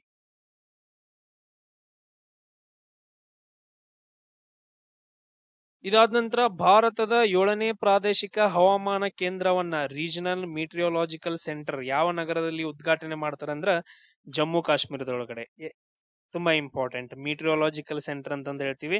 ಇದನ್ನ ಯಾರು ಉದ್ಘಾಟನೆ ಮಾಡ್ತಾರ ಅಂತಂದ್ರೆ ಡಾಕ್ಟರ್ ಜಿತೇಂದ್ರ ಸಿಂಗ್ ಅಂತಂದೇಳಿ. ಯಾರು? ಡಾಕ್ಟರ್ ಜಿತೇಂದ್ರ ಸಿಂಗ್ ಅಂತಂದೇಳಿ. ಇದು ಜಮ್ಮು ಕಾಶ್ಮೀರ್, ಲಡಾಖ್ ಮತ್ತು ಹಿಮಾಚಲ ಪ್ರದೇಶಗಳನ್ನ ಒಳಗೊಂಡಿರುತ್ತ. ಆ ಪ್ರದೇಶದಲ್ಲಿ ಸಂಶೋಧನೆ ಮಾಡೋಕೆ. ಸೊ ನೆಕ್ಸ್ಟ್ ಎಷ್ಟೇ ಇಂಪಾರ್ಟೆಂಟ್, ಜಾಸ್ತಿ ಬೇಡ. ರಾಷ್ಟ್ರೀಯ ಇ ವಿಧಾನ ಅಪ್ಲಿಕೇಶನ್ ಅಂತಂದೇಳಿ ನೇವಾ ಅಂತಂದ ಹೇಳ್ತೀವಿ. ಈ ಉಪಕ್ರಮಕ್ಕೆ ಸೇರಿದ 33ನೇ ಶಾಸಕಾಂಗವಾಗಿ ಇತ್ತೀಚೆಗೆ ಯಾವ ರಾಜ್ಯದ ವಿಧಾನಸಭೆ ಹೊರಹೊಮ್ಮೈತೆ ಅಂತಂದೇಳಿ. ಅದ್ರೊಳಗಡೆ ಯಾವ್ದನ್ನ ಸೇರಿಸಿದಾರ ಅಂದ್ರ ವೆಸ್ಟ್ ಬೆಂಗಾಲ್ನ ಸೇರಿಸಿದಾರ. ಅಂದ್ರೆ ಶಾಸನ ಸಭೆಯ ಕಲಾಪಗಳನ್ನ ಡಿಜಿಟಲ್ ಆಗಿ, ಎಲ್ಲಾನು ಡಿಜಿಟಲ್ ಆಗಿ ಏನಂತಂದ ಹೇಳಿದ್ರ ಇಟ್ಕೊಳ್ಳೋದು. ಯಾವ್ದು ಇವಾಗ ಕಾಗದದ ಮೂಲಕ ಬರಂಗಿಲ್ಲ, ಡಾಕ್ಯುಮೆಂಟ್ಸ್ ಅಲ್ಲಿ ಇಡಂಗಿಲ್ಲ. ಎಲ್ಲಾನು ಡಿಜಿಟಲ್ ಆಗಿ ಕಾಗದ ರಹಿತವಾಗಿ ಶಾಸನ ಸಭೆಯ ಕಲಾಪಗಳನ್ನ ಎಂಟ್ರಿ ಮಾಡೋದು. ಸೊ ಅದ್ರಲ್ಲಿ ಯಾವ್ದನ್ನ ಸೇರಿಸಿದಾರ? ಅದ್ರದ್ದು ಮೇನ್ ನೋಡ್ರಿ, ನೇವಾ ಅಂತಂದ ಹೇಳಿ ಅದ್ರ ಉಪಕ್ರಮದ ಹೆಸರು ನೆನ್ಪಿಟ್ಕೊಡ್ರಿ. ಪಶ್ಚಿಮ ಬಂಗಾಳ ಸೇರಿಸಿದಾರೆ. ಯಾಕ? ಬಿಜೆಪಿ ಅವರು ಆರಿಸಿ ಬಂದಿದ್ದಾರೆ, ಸಿಂಪಲ್. ನೆಕ್ಸ್ಟ್, ಈಶಾನ್ಯ ಭಾರತದಲ್ಲಿ ಅತಿ ದೊಡ್ಡ ಸಾವಯವ ಸಾಂಬಾರ್ ಪದಾರ್ಥಗಳ ಸಂಸ್ಕರಣಾ ಘಟಕವನ್ನ ಸ್ಥಾಪನೆ ಮಾಡಿದಾರ. ಅದು ಈಶಾನ್ಯ ಭಾರತದಲ್ಲಿ ಮೇಘಾಲಯದೊಳಗಡೆ. ಎಲ್ಲಂತಂದ ಹೇಳಿದ್ರ ಮೇಘಾಲಯದೊಳಗಡೆ ಸ್ಟಾರ್ಟ್ ಮಾಡಿದಾರ. ತುಂಬಾ ಇಂಪಾರ್ಟೆಂಟ್. ಮೇಘಾಲಯದೊಳಗಡೆ ಏನಾಗತ್ತ ಅಂತಂದ ಹೇಳಿದ್ರ ಈ ರೀತಿಯಾಗಿ ನಮ್ಮ ಭಾರತ ದೇಶ ಇಲ್ಲಿ ಮೇಘಾಲಯ ಬರುತ್ತೆ. ಈ ಮೇಘಾಲಯದೊಳಗಡೆ ಈ ರೀತಿಯಾಗಿ ಏನಂತಂದ್ರೆ 3 ಪರ್ವತ ಶ್ರೇಣಿಗಳು ಬರ್ತವೆ. ಯಾವ್ಯಾವು? ಕಾಶಿ, ಅದಾದ ನಂತರ ಗಾರೋ, ಇನ್ನೊಂದು ಜೈಂತಿಯಾ. ಈ ಕಡೆಯಿಂದ ಬರುವಂತಹ ಮಾನ್ಸೂನ್ ಮಾರುತಗಳನ್ನ, ಈ ಕಡೆ ಬರುವಂತ ಮಾನ್ಸೂನ್ ಮಾರುತಗಳನ್ನ, ಆಮೇಲೆ ರಿಟರ್ನ್ ಬರುವಂತ ಮಾನ್ಸೂನ್ ಮಾರುತಗಳನ್ನ ಹಿಡಿದಿಟ್ಕೊಂಡು ಮೇಘಾಲಯದ ಚಿರಾಪುಂಜಿ ಜಿಲ್ಲೆ ಒಳಗಡೆ ಅತಿ ಹೆಚ್ಚು ಮಳೆಯನ್ನ ಸುರಿಸ್ತಾವ. ಅದು ಚಿರಾಪುಂಜಿ ಒಳಗಡೆ, ಇಲ್ಲಿ ಮೌಸಿನ್ ರಾಮ್ ಒಳಗಡೆ. ಇಲ್ಲಿ ಜಾಸ್ತಿ ಮಳೆಯ ಕಾರಣ ಏನಂತಂದ್ರೆ ಕಾಶಿಗಾರೋ ಮತ್ತು ಜೈಂತಿಯ ಬೆಟ್ಟಗಳು. ಅದರಲ್ಲಿ ಮೇನ್ ಯಾವ್ದಂದ್ರ ಕಾಶಿ ಬೆಟ್ಟಗಳು. ಕ್ವಶನ್ ಅನ್ನ ಕೇಳಿದಾರ. ನೆಕ್ಸ್ಟ್, ಪ್ರಸಿದ್ಧ ಅಂಬುಬಾಚಿ ಸಮ್ಮೇಳನ ಎಲ್ಲಿ ನಡೆಯುತ್ತಂತ ಹೇಳಿದ್ರ ಅಸ್ಸಾಂ ಒಳಗಡೆ. ಇದು ಕಾಮಾಖ್ಯ ದೇವಿಯ ಆರಾಧನೆಯಲ್ಲಿ ನಡೆಯುತ್ತೆ. ಕಾಮಾಖ್ಯ ದೇವಾಲಯದೊಳಗಡೆ ಅಸ್ಸಾಂ ಒಳಗಡೆ ನಡೆಯುವಂತದ್ದು. ನೋಡ್ರಿ, ಅಸ್ಸಾಂ ಅಂತಂದ್ ಹೇಳಿ ಬಂತು ಅಂತಂದ್ ಹೇಳಿದ್ರ ಕೆಲವೊಂದು ಪಾಯಿಂಟ್ಸ್ ಗಳನ್ನ ನೆನ್ಪಿಟ್ಕೊಡ್ರಿ. ಎಕ್ಸಾಮ್ಸ್ ಗಳಲ್ಲಿ ಕೇಳ್ತಾರೆ. ಈ ಕಡೆಯಿಂದ ಒಂದು ನದಿ ಹರ್ಕೊಂಡ್ ಬರುತ್ತಾ, ಅದನ್ನ ನಾವು ಬ್ರಹ್ಮಪುತ್ರ ಅಂತ ಕರಿತೀವಿ. ಬ್ರಹ್ಮಪುತ್ರ. ಅಸ್ಸಾಂ ಒಳಗಡೆ ಅದನ್ನ ಏನಂತ ಕರೀತಾರ ಅಂದ್ರೆ ಜಮುನಾ ನದಿ ಅಂತಂದ್ ಹೇಳಿ ಕರೀತಾರ. ಆಮೇಲೆ ಅಸ್ಸಾಂ ಒಳಗಡೆ ಆ ನದಿ ಏನ್ ಮಾಡತ್ತಂದ್ರ ಒಂದು ದ್ವೀಪವನ್ನ ನಿರ್ಮಾಣ ಮಾಡುತ್ತ, ಮಜುಲಿ ದ್ವೀಪ ಅಂತಂದ್ ಹೇಳ್ತೀವಿ. ಇದು ಪ್ರಪಂಚದಲ್ಲಿ ನದಿ ನಿರ್ಮಿತ ಅತ್ಯಂತ ದೊಡ್ಡ ದ್ವೀಪ ಅಂತಂದ್ ಹೇಳ್ತೀವಿ. ಆಮೇಲೆ ಅಸ್ಸಾಂ ಒಳಗಡೆ 2 ನ್ಯಾಷನಲ್ ಪಾರ್ಕ್ಗಳು ತುಂಬಾ ಇಂಪಾರ್ಟೆಂಟ್. ಒಂದು ಕಾಜಿರಂಗ ನ್ಯಾಷನಲ್ ಪಾರ್ಕ್, ಇನ್ನೊಂದು ಮಾನಸ ನ್ಯಾಷನಲ್ ಪಾರ್ಕ್ ಅಂತಂದ್ ಹೇಳ್ತೀವಿ. ಯಾಕೆ ಇಂಪಾರ್ಟೆಂಟ್ ಅಂದ್ರ ಇಲ್ಲಿ ಒಂದು ಕಂಬಿನ ರೈನೋಸಾರ್ಸ್ ಗಳು ಕಂಡು ಬರ್ತವೆ. ರೈನೋಸಾರ್ಸ್ ಅಂತಂದ್ ಹೇಳಿದ್ರೆ ಗೆಂಡಾ ಮೃಗಗಳು. ಇದಾದ ನಂತರ ನೆಕ್ಸ್ಟ್, ಪಿನಾಕಲ್ ಇನೋವೇಷನ್ ಅವಾರ್ಡ್ಸ್ 2026ರಲ್ಲಿ AI ಚಾಲಿತ ಅನಾಲಿಟಿಕ್ಸ್ ಪ್ಲಾಟ್ಫಾರ್ಮ್ ಗಾಗಿ ಚಿನ್ನದ ಪದಕವನ್ನ, ಗೋಲ್ಡನ್ ಪ್ರಶಸ್ತಿಯನ್ನ ಗೆದ್ದಂತಹ ಬ್ಯಾಂಕ್ ಯಾವ್ದಂತಂದ್ರೆ ಜಮ್ಮು ಕಾಶ್ಮೀರ್ ಬ್ಯಾಂಕ್ ಅಂತಂದ್ ಹೇಳ್ತೀವಿ. ಯಾವ್ದು? ಜಮ್ಮು ಕಾಶ್ಮೀರ್ ಬ್ಯಾಂಕ್. ಅದಾದ ನಂತರ S&P ಗ್ಲೋಬಲ್ ಮಾರ್ಕೆಟ್ ಇಂಟೆಲಿಜೆನ್ಸ್ ಪ್ರಕಾರ ಏಷ್ಯಾ ಪೆಸಿಫಿಕ್ ಪ್ರದೇಶದಲ್ಲಿ ಲಿವರೇಜ್ ಅನುಪಾತದೊಳಗಡೆ, ಲೆವರೇಜ್ ರೇಷಿಯೋ ಒಳಗಡೆ ಅಗ್ರಸ್ಥಾನ ಪಡೆದಂತಹ ಭಾರತೀಯ ಬ್ಯಾಂಕ್ ಯಾವ್ದಂದ್ರ ಕೋಟಕ್ ಮಹೇಂದ್ರ ಬ್ಯಾಂಕ್. ಅದೇ ರೀತಿಯಾಗಿ MSME ಆಮೇಲೆ ಡಿಜಿಟಲ್ ಮೊದಲ ಮಾರಾಟಗಾರರಿಗೆ ಸಹಾಯ ಮಾಡಲು ಪ್ರಾಜೆಕ್ಟ್ ಶಿಖರ್ ಅಂತಂದ್ ಹೇಳ್ತೀವಿ. ಯಾವುದು? ಪ್ರಾಜೆಕ್ಟ್ ಶಿಖರ್ ಅನ್ನ ಪ್ರಾರಂಭಿಸಲು commerce platform Bombay stock exchange ನೊಂದಿಗೆ ಪಾಲುದಾರಿಕೆಯನ್ನು ಹೊಂದೈತೆ. ಯಾವುದು? ಮೀಶೋದವರು. ಅದಾದ ನಂತರ ಬಾಂಬೆ ಸ್ಟಾಕ್ ಎಕ್ಸ್ಚೇಂಜ್ ದವರು, ಇವರಿಬ್ರು ಸೇರ್ಬಿಟ್ಟು ಪ್ರಾಜೆಕ್ಟ್ ಶಿಖರ್ ಅನ್ನ ಸ್ಟಾರ್ಟ್ ಮಾಡ್ತಾರ, ಸಿಂಪಲ್ ಆಗಿ ಹೇಳ್ಬೇಕಂದ್ರೆ.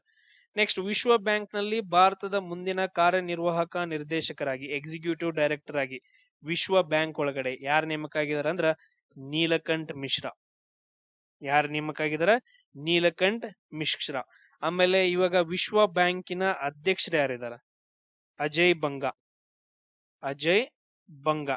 ಅದಾದ ನಂತರ ವಿಶ್ವ ಬ್ಯಾಂಕಿನ ಹೆಡ್ ಕ್ವಾರ್ಟರ್ಸ್ ಎಲ್ಲಿ ಬರುತ್ತಂದ್ರ ವಾಷಿಂಗ್ಟನ್ DC. ಎಲ್ಲಿ ಬರುತ್ತ? Washington DC, United States of ಅಮೆರಿಕಾದೊಳಗಡೆ. ಅದಾದ ನಂತರ ನೆಕ್ಸ್ಟ್, HDFC ಬ್ಯಾಂಕ್ ನ ನೂತನ ಅಧ್ಯಕ್ಷರಾಗಿ ಯಾರು ನೇಮಕ ಆಗಿದಾರ ಅಂದ್ರ ರಾಜೀವ್ ಕುಮಾರ್ ಅವರು ನೇಮಕ ಆಗಿದ್ದಾರೆ. ಇವರು ಮೊದಲು ಏನಿದ್ರಂದ್ರ ಭಾರತದ ಮಾಜಿ ಮುಖ್ಯ ಚುನಾವಣಾ ಆಯುಕ್ತರಿದ್ರು. ನೋಡ್ರಿ, ಚುನಾವಣೆ ಎಲೆಕ್ಷನ್ ಕಮಿಷನ್ ಬಂತಂತ ಹೇಳಿದ್ರ ಆರ್ಟಿಕಲ್ 324 ಒಂದು ಇಲೆಕ್ಷನ್ ಕಮಿಷನ್ ಬೇಕಂತಂದ್ ಹೇಳ್ತೀವಿ. ಅದಕ್ಕ 3 ಜನ ಕಮಿಷನರ್ಸ್ ಗಳು ಬರ್ತಾರೆ, ಇಲೆಕ್ಷನ್ ಕಮಿಷನರ್ಸ್ ಗಳು. ಅವ್ರ ಹೆಸರುಗಳನ್ನ ನಂಗೆ ಕಮೆಂಟ್ ಹಾಕ್ರಿ, ಕರೆಂಟ್ ಅಫೇರ್ಸ್ ಅಲ್ಲಿ ಬಂದ್ಬಿಡತ್ತದು. ನೆಕ್ಸ್ಟ್, ವಿಶ್ವ ಬ್ಯಾಂಕ್ ನ ಅಂದಾಜಿನ ಪ್ರಕಾರ FY27 2027ಕ್ಕ ಭಾರತದ GDP ಬೆಳವಣಿಗೆ ಎಷ್ಟಾಗತ್ತೆ ಅಂತಂದ್ರೆ 6.6% ಆಗತ್ತೆ. ಎಷ್ಟಾಗತ್ತ? 6.6%. ಅದೇ ರೀತಿಯಾಗಿ 1ನೇ ವಿಶ್ವ ಯೋಗಾಸನ ಚಾಂಪಿಯನ್ಶಿಪ್ ಒಳಗಡೆ, 1ನೇ ವಿಶ್ವ ಯೋಗಾಸನ ಚಾಂಪಿಯನ್ಶಿಪ್ 2026ರಲ್ಲಿ ಎಲ್ಲಿ ನಡೀತಂತಂದೇಳಿ ಅಹಮದಾಬಾದ್ನ ಗುಜರಾತ್ ಒಳಗಡೆ ನಡೆಯುತ್ತೆ. ಸೊ ಅಹಮದಾಬಾದ್ನ ಗುಜರಾತ್ ಒಳಗಡೆ ಇದನ್ನ ಯಾರು ಸ್ಟಾರ್ಟ್ ಮಾಡ್ತಾರಂದ್ರ PM ನರೇಂದ್ರ ಮೋದಿ ಅವರು ಉದ್ಘಾಟನೆ ಮಾಡ್ತಾರೆ. ಯಾರು? ಆಮೇಲೆ ನೆಕ್ಸ್ಟ್, ಇದರಲ್ಲಿ ಟೋಟಲ್ ಆಗಿ ಪದಕಗಳು ಬರ್ತಾವ. ಟೋಟಲ್ ಆಗಿ 84 ಪದಕಗಳೊಂದಿಗೆ ನಮ್ಮ ಭಾರತ ದೇಶ ಅತಿ ಹೆಚ್ಚು ಗೆದ್ದುಕೊಂಡೈತೆ. ನೆಕ್ಸ್ಟ್ ಜಪಾನ್ದವರು. ನೆಕ್ಸ್ಟ್ ಯಾರಂತಂದ್ರೆ ಜಪಾನ್ ದೇಶ 2ನೇ ಸ್ಥಾನದಲ್ಲಿ. ಇದಾದ ನಂತರ ನೆಕ್ಸ್ಟ್ ನೋಡ್ರಿ, ಮೊನಾಕೋ ಗ್ರಾಂಡ್ ಫ್ರೀ 2006 ಅಂತಂದ ಹೇಳಿ, ಮೊನಾಕೋ ಗ್ರಾಂಡ್ ಫ್ರಿಕ್ಸ್ ಅಂತಂದ ಹೇಳಿ ಇದ್ರ ವಿಜೇತರ ಯಾರಂತಂದ್ರೆ ಕಿಮಿ ಆಂಟೋನೆಲ್ಲಿ. ಸೊ ಯಾರಂತಂದ್ರೆ ಕಿಮಿ ಆಂಟೋನೆಲ್ಲಿ ಅಂತಂದ ಹೇಳ್ತೀವಿ. ಫಾರ್ಮುಲಾ 1 ರೇಸ್, ಇದು ಕಾರ್ ರೇಸ್, ಫಾರ್ಮುಲಾ 1 ರೇಸ್. ಇದ್ರದ್ದು ಯಾರು ಗೆಲ್ತಾರೆ? ಕಿಮಿ ಆಂಟೋನೆಲ್ಲಿ ಗೆಲ್ತಾರ. ಅದಾದ ನಂತರ 6 ವಿಭಿನ್ನ ಫಿಫಾ ವಿಶ್ವಕಪ್ ಟೂರ್ನಿಗಳಲ್ಲಿ ಗೋಲು ಗಳಿಸಿದ ಇತಿಹಾಸವನ್ನ ಸೃಷ್ಟಿಸಿದಂತ ಮೊದಲ ಆಟಗಾರ ಯಾರಂತಂದ್ರೆ ಕ್ರಿಸ್ಟಿಯಾನೋ ರೊನಾಲ್ಡೋ ಅಂತಂದ್ ಹೇಳ್ತೀವಿ. Cristiano Ronaldo. ಆಮೇಲೆ ನೆಕ್ಸ್ಟ್, ಸೌದಿ ಅರೇಬಿಯಾಗಿ ಭಾರತದ ನೂತನ ರಾಯಭಾರಿ, ಅಂಬಾಸಿಡರ್ ಆಗಿ ಸೌದಿ ಅರೇಬಿಯಾಕ್ಕ ಅಂಬಾಸಿಡರ್ ಆಗಿ ನೇಮಕವಾದಂತವ್ರ ಪಕ್ಷ ಯಾರಂತಂದ ಹೇಳಿದ್ರೆ ವಿಪುಲ್ ಅಂತಂದ ಹೇಳ್ತೀವಿ. ಇನ್ನೊಂದ್ ನೆನ್ಪಿಟ್ಕೊಡ್ರಿ, ಪರ್ಯಾಯ ದ್ವೀಪ ಅಥವಾ ಪೆನಿನ್ಸುಲಾರ್ ಅಂತಂದ ಹೇಳ್ತೀವಿ. ಪರ್ಯಾಯ ದ್ವೀಪ ಅಥವಾ ಪೆನಿನ್ಸುಲಾರ್ ಹಿಂಗಂದ್ರೆ ಏನ ಸರ್, 3 ಕಡೆ ಏನಂತಂದ ಹೇಳಿದ್ರೆ ನೀರನ್ನ ಹೊಂದಿರುತ್ತ. ಒಂದ್ ಕಡೆ, 2 ಕಡೆ, 3 ಕಡೆ ನೀರನ್ನ ಹೊಂದಿ ಒಂದ್ ಕಡೆ ಭೂಮಿಯನ್ನ ಹೊಂದ್ರ ಅದನ್ನ ನಾವು ಪರ್ಯಾಯ ದ್ವೀಪ ಅಂತಂದ ಹೇಳ್ತೀವಿ. ಪ್ರಪಂಚದ ಅತಿ ದೊಡ್ಡ ಪರ್ಯಾಯ ದ್ವೀಪ ಯಾವ್ದಂತಂದ ಹೇಳಿದ್ರ, ಅಂದ್ರ ಪರ್ಯಾಯ ಪ್ರದೇಶ ಯಾವ್ದಂತಂದ ಹೇಳಿದ್ರ ಸೌದಿ ಅರೇಬಿಯಾ ಅಂತಂದ ಹೇಳ್ತೀವಿ. ನೆನ್ಪಿಟ್ಕೊಡ್ರಿ. ಈಗ ಹೆಂಗ್ ನಮ್ ಭಾರತ ದೇಶ ಒಂದೈತೆ, 3 ಕಡೆ ನೀರು, ಒಂದ್ ಕಡೆ ಭೂಮಿ, ಆತರ ಅತಿ ದೊಡ್ಡ ಪರ್ಯಾಯ ದ್ವೀಪ ಯಾವ್ದಂದ್ರ ಸೌದಿ ಅರೇಬಿಯಾ ಅಂತಂದ ಹೇಳ್ತೀವಿ. ಅದಾದ ನಂತರ Pradhan Mantri research chair scheme 2026 ಪ್ರಕಾರ ಯಾವ ಸಚಿವಾಲಯ ಪ್ರಾರಂಭ ಮಾಡತ್ತ ಅಂತಂದೇಳಿ, ಯಾವ್ದಂತಂದ್ರೆ ಶಿಕ್ಷಣ ಸಚಿವಾಲಯದವರು ಪ್ರಾರಂಭ ಮಾಡ್ತಾರ. ಅದೇ ರೀತಿಯಾಗಿ ನೋಡ್ರಿ, ಸಾಮಾಜಿಕ ಮಾಧ್ಯಮ ಸೋಷಿಯಲ್ ಮೀಡಿಯಾ ಬಳಕೆಗೆ ಕನಿಷ್ಠ ವಯಸ್ಸು 15 ಎಂದು ನಿಗದಿಪಡಿಸಿದ ದೇಶ ಯಾವುದು? ಯುನೈಟೆಡ್ ಸ್ಟೇಟ್ಸ್ ಆಫ್ ಅಂದ್ರೆ UAE ದವರು, ಯುನೈಟೆಡ್ ಅರಬ್ ಎಮಿರೇಟ್ಸ್ ಅವರು. ಈಗ ನೀವು ಸೋಷಿಯಲ್ ಮೀಡಿಯಾ ಯೂಸ್ ಮಾಡ್ಬೇಕಂತಂದ್ರೆ ಇನ್ಸ್ಟಾಗ್ರಾಮ್ ಆಗಿರ್ಬೋದು, ಫೇಸ್ಬುಕ್ ಆಗಿರ್ಬೋದು, ಟೆಲಿಗ್ರಾಮ್ ಆಗಿರ್ಬೋದು, ಯಾವ ಬೇಕಾದ ಇನ್ಸ್ಟಾಗ್ರಾಮ್, ಟಿಕ್ ಟಾಕ್ 15 ವರ್ಷ ಆಗಿರ್ಬೇಕು. 15 ವರ್ಷ ಕೆಳಗಡೆ ಇತ್ತಂತಂದ ಹೇಳಿದ್ರೆ ಅದಕ್ಕೆ ಅಲೌ ಇಲ್ಲ ಅಂತಂದೇಳಿ UAE ದವ್ರು ಸ್ಟಾರ್ಟ್ ಮಾಡ್ತಾರ. ವಾಟ್ಸಪ್ ನ ಗ್ಲೋಬಲ್ ಹೆಡ್ ಆಗಿ ಯಾರು ನೇಮಕ ಆಗಿದ್ದಾರೆ? ಕುನಾಲ್ ಶಾ. ವಾಟ್ಸಪ್ ನ ಜಾಗತಿಕ ಮುಖ್ಯಸ್ಥರಾಗಿ ಯಾರು ಆಯ್ಕೆಯಾಗಿದ್ದಾರೆ ಅಂತಂದ ಹೇಳಿದ್ರೆ ಕುನಾಲ್ ಶಾ ಅವರು ಆಯ್ಕೆಯಾಗಿದ್ದಾರೆ. ಅದೇ ರೀತಿಯಾಗಿ ಓಪನ್ AI ಇಂಡಿಯಾದ ವ್ಯವಸ್ಥಾಪಕ ನಿರ್ದೇಶಕರಾಗಿ, ಮ್ಯಾನೇಜಿಂಗ್ ಡೈರೆಕ್ಟರ್ ಆಗಿ ಯಾರು ನೇಮಕ ಆಗಿದ್ದಾರೆ ಅಂದ್ರ ಪ್ರಭಜಿತ್ ಸಿಂಗ್ ಅಂತಂದ ಹೇಳ್ತೀವಿ. ಯಾರು? ಪ್ರಭಜಿತ್ ಸಿಂಗ್. ನೆಕ್ಸ್ಟ್ ನೋಡ್ರಿ, ವಿಶ್ವ ಸೈಕಲ್ ದಿನವನ್ನ ಯಾವಾಗ ಆಚರಣೆ ಮಾಡ್ತೀವಿ? ಜೂನ್ 3 ವಿಶ್ವ ಸೈಕಲ್ ದಿನ ಅಂತಂದ ಹೇಳಿ ಆಚರಣೆ ಮಾಡ್ತೀವಿ. ಅದಾದ ನಂತರ ನೆಕ್ಸ್ಟ್, ಇತ್ತೀಚೆಗೆ ನಿಧನರಾದ ಸುಮನ್ ಕಲ್ಯಾಣ್ಪುರ್ ಅವರು ಯಾವ ಕ್ಷೇತ್ರಕ್ಕೆ ಸಂಬಂಧಪಟ್ಟಿದ್ದಾರೆ ಅಂತಂದೇಳಿ, ಇವರು ಹಿನ್ನೆಲೆ ಗಾಯಕರು, ಪ್ಲೇ ಬ್ಯಾಕ್ ಸಿಂಗರ್ ಅಂತಂದ ಹೇಳ್ತೀವಿ. ಯಾರು? ಸುಮನ್ ಕಲ್ಯಾಣ್ಪುರ್ ಅಂತಂದೇಳಿ. ನೆಕ್ಸ್ಟ್, ಪಶ್ಚಿಮ ನೌಕಾಪಡೆಯ ವೆಸ್ಟರ್ನ್ ನೇವಲ್ ಕಮಾಂಡ್ ಮುಖ್ಯಸ್ಥರಾಗಿ ಯಾರ ಆಯ್ಕೆಯಾಗಿದ್ದಾರೆ? ಯಾರಂತಂದ್ರೆ ವೈಸ್ ಅಡ್ಮಿರಲ್ ಸಂಜಯ್ ವತ್ಸಾಯನ್ ಅಂತಂದೇಳಿ. ಟೋಟಲ್ ಆಗಿ 3 ಕಮಾಂಡ್ಸ್ ಗಳು ಬರ್ತಾವ ನೌಕಾದೊಳಗಡೆ. ಒಂದ್ ಯಾವ್ದಂತಂದ ಹೇಳಿದ್ರ ಮುಂಬೈ, ಇನ್ನೊಂದ್ ಯಾವ್ದಂತಂದ ಹೇಳಿದ್ರ ಕೇರಳದೊಳಗಡೆ ಕೊಚ್ಚಿ, ಇನ್ನೊಂದು ವೈಜಾಗ್ ವಿಶಾಖಪಟ್ನ ಅಂತಂದ ಹೇಳ್ತೀವಿ. ಇವೇನಂತಂದ ಹೇಳಿದ್ರ 3 ನೇವಲ್ ಕಮಾಂಡ್ಸ್ ಗಳು. ಅದರಲ್ಲಿ ವೆಸ್ಟರ್ನ್ ಯಾವ್ದಂತಂದ ಹೇಳಿದ್ರೆ ಮುಂಬೈ ಕಮಾಂಡ್. ಅದರದ ಅಧ್ಯಕ್ಷ ಹೆಡ್ ಆಗಿ ಯಾರಂದ್ರ ವೈಸ್ ಅಡ್ಮಿರಲ್ ಸಂಜಯ್ ವತ್ಸಾಯನ್ ಆಯ್ಕೆಯಾಗಿದ್ದಾರೆ. ನೆಕ್ಸ್ಟ್, ಅತ್ಯಂತ ದೊಡ್ಡ ಆನ್ಲೈನ್ ರಸಪ್ರಶ್ನೆ ಭಾಗವಹಿಸುವಿಕೆಗಾಗಿ ಗಿನ್ನಿಸ್ ವಿಶ್ವ ದಾಖಲೆಯನ್ನ ನಿರ್ಮಿಸಿದ ಯುವ ಉಪಕ್ರಮ ಯಾವುದು ಅಂತಂದೇಳಿ, ಯಾವ್ದಂತಂದ ಹೇಳಿದ್ರ ಮೈ ಭಾರತ್ ಅಂತಂದೇಳಿ. ಮೇರಾ ಯುವ ಭಾರತ್ ಅನ್ನೋ ಒಂದು ಉಪಕ್ರಮ ಏನ್ ಮಾಡತ್ತಂದ್ರ ಗಿನ್ನಿಸ್ ವರ್ಲ್ಡ್ ರೆಕಾರ್ಡ್ ಅನ್ನ ಸೇರೈತೆ. ಅದೇ ರೀತಿಯಾಗಿ ನೋಡ್ರಿ, ಲಿವರ್ಪೂಲ್ ವಿಶ್ವವಿದ್ಯಾಲಯ, ಯೂನಿವರ್ಸಿಟಿ ಆಫ್ ಲಿವರ್ಪೂಲ್ ಭಾರತದಲ್ಲಿ ತನ್ನ ಮೊದಲ ಕ್ಯಾಂಪಸ್ ಅನ್ನ ಸ್ಥಾಪನೆ ಮಾಡತೈತೆ. ಎಲ್ಲಿ ಅಂತಂದ ಹೇಳಿದ್ರ ಬೆಂಗಳೂರು ಒಳಗಡೆ. ಎಲ್ಲಿ? ಬೆಂಗಳೂರು ಒಳಗಡೆ. ಅದೇ ರೀತಿಯಾಗಿ ನೆಕ್ಸ್ಟ್ ನೋಡ್ರಿ, ಭಾರತೀಯ ವಿದ್ಯಾಭವನದ ಅಧ್ಯಕ್ಷರಾಗಿ ಯಾರು ಆಯ್ಕೆಯಾಗಿದ್ದಾರೆ ಅಂದ್ರ ಬನ್ವಾರಿ ಲಾಲ್ ಪುರೋಹಿತ್ ರವರು. ಯಾರು? ಬನ್ವಾರಿ ಲಾಲ್ ಪುರೋಹಿತ್. ಅದೇ ರೀತಿ 194 ವರ್ಷ ವಯಸ್ಸಿನ ಪ್ರಪಂಚದ ಅತ್ಯಂತ ಹಳೆಯ ಭೂಪ್ರಾಣಿ ಯಾವ್ದಂತಂದ ಹೇಳಿದ್ರ ಒಂದು ಆಮೆ. ಅದನ್ನ ನಾವು ದೈತ್ಯ ಆಮೆ ಅಂತ ಕರಿತೀವಿ. ಅದರ ಹೆಸರು ಜೊನಾಥನ್. ಅದರ ಹೆಸರು ಏನಂತಂದ ಹೇಳಿದ್ರ ಜೊನಾಥನ್.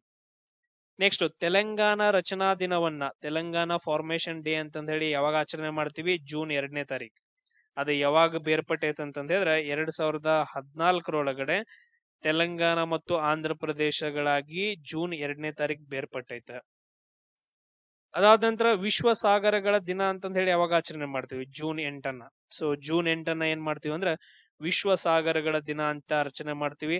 ಆಮೇಲೆ ಓಷಿಯನ್ ಪ್ರಾಡಕ್ಟ್ಸ್ ಗಳು ಏನೇನ್ ಬರ್ತಾವಲ್ಲ, ಓಷಿಯನ್ ಪ್ರಾಡಕ್ಟ್ಸ್ ಗಳು, ಅದು ಮೀನುಗಳಾಗಿರ್ಬೋದು, ಏನ್ ಬೇಕಾದಾಗಿರ್ಬೋದು ಓಷಿಯನ್ ರಿಲೇಟೆಡ್, ಅದಕ್ಕೊಂದು ಕ್ರಾಂತಿ ಬರುತ್ತೆ. ಅದನ್ನ ನಾವು ಬ್ಲೂ ರೆವಲ್ಯೂಷನ್ ಅಂತಂದ ಹೇಳ್ತೀವಿ. ಏನಂತ ಹೇಳ್ತೀವಿ? Blue revolution. ಇಲ್ಲೇ ನೆನ್ಪಿಟ್ಕೊಡ್ರಿ.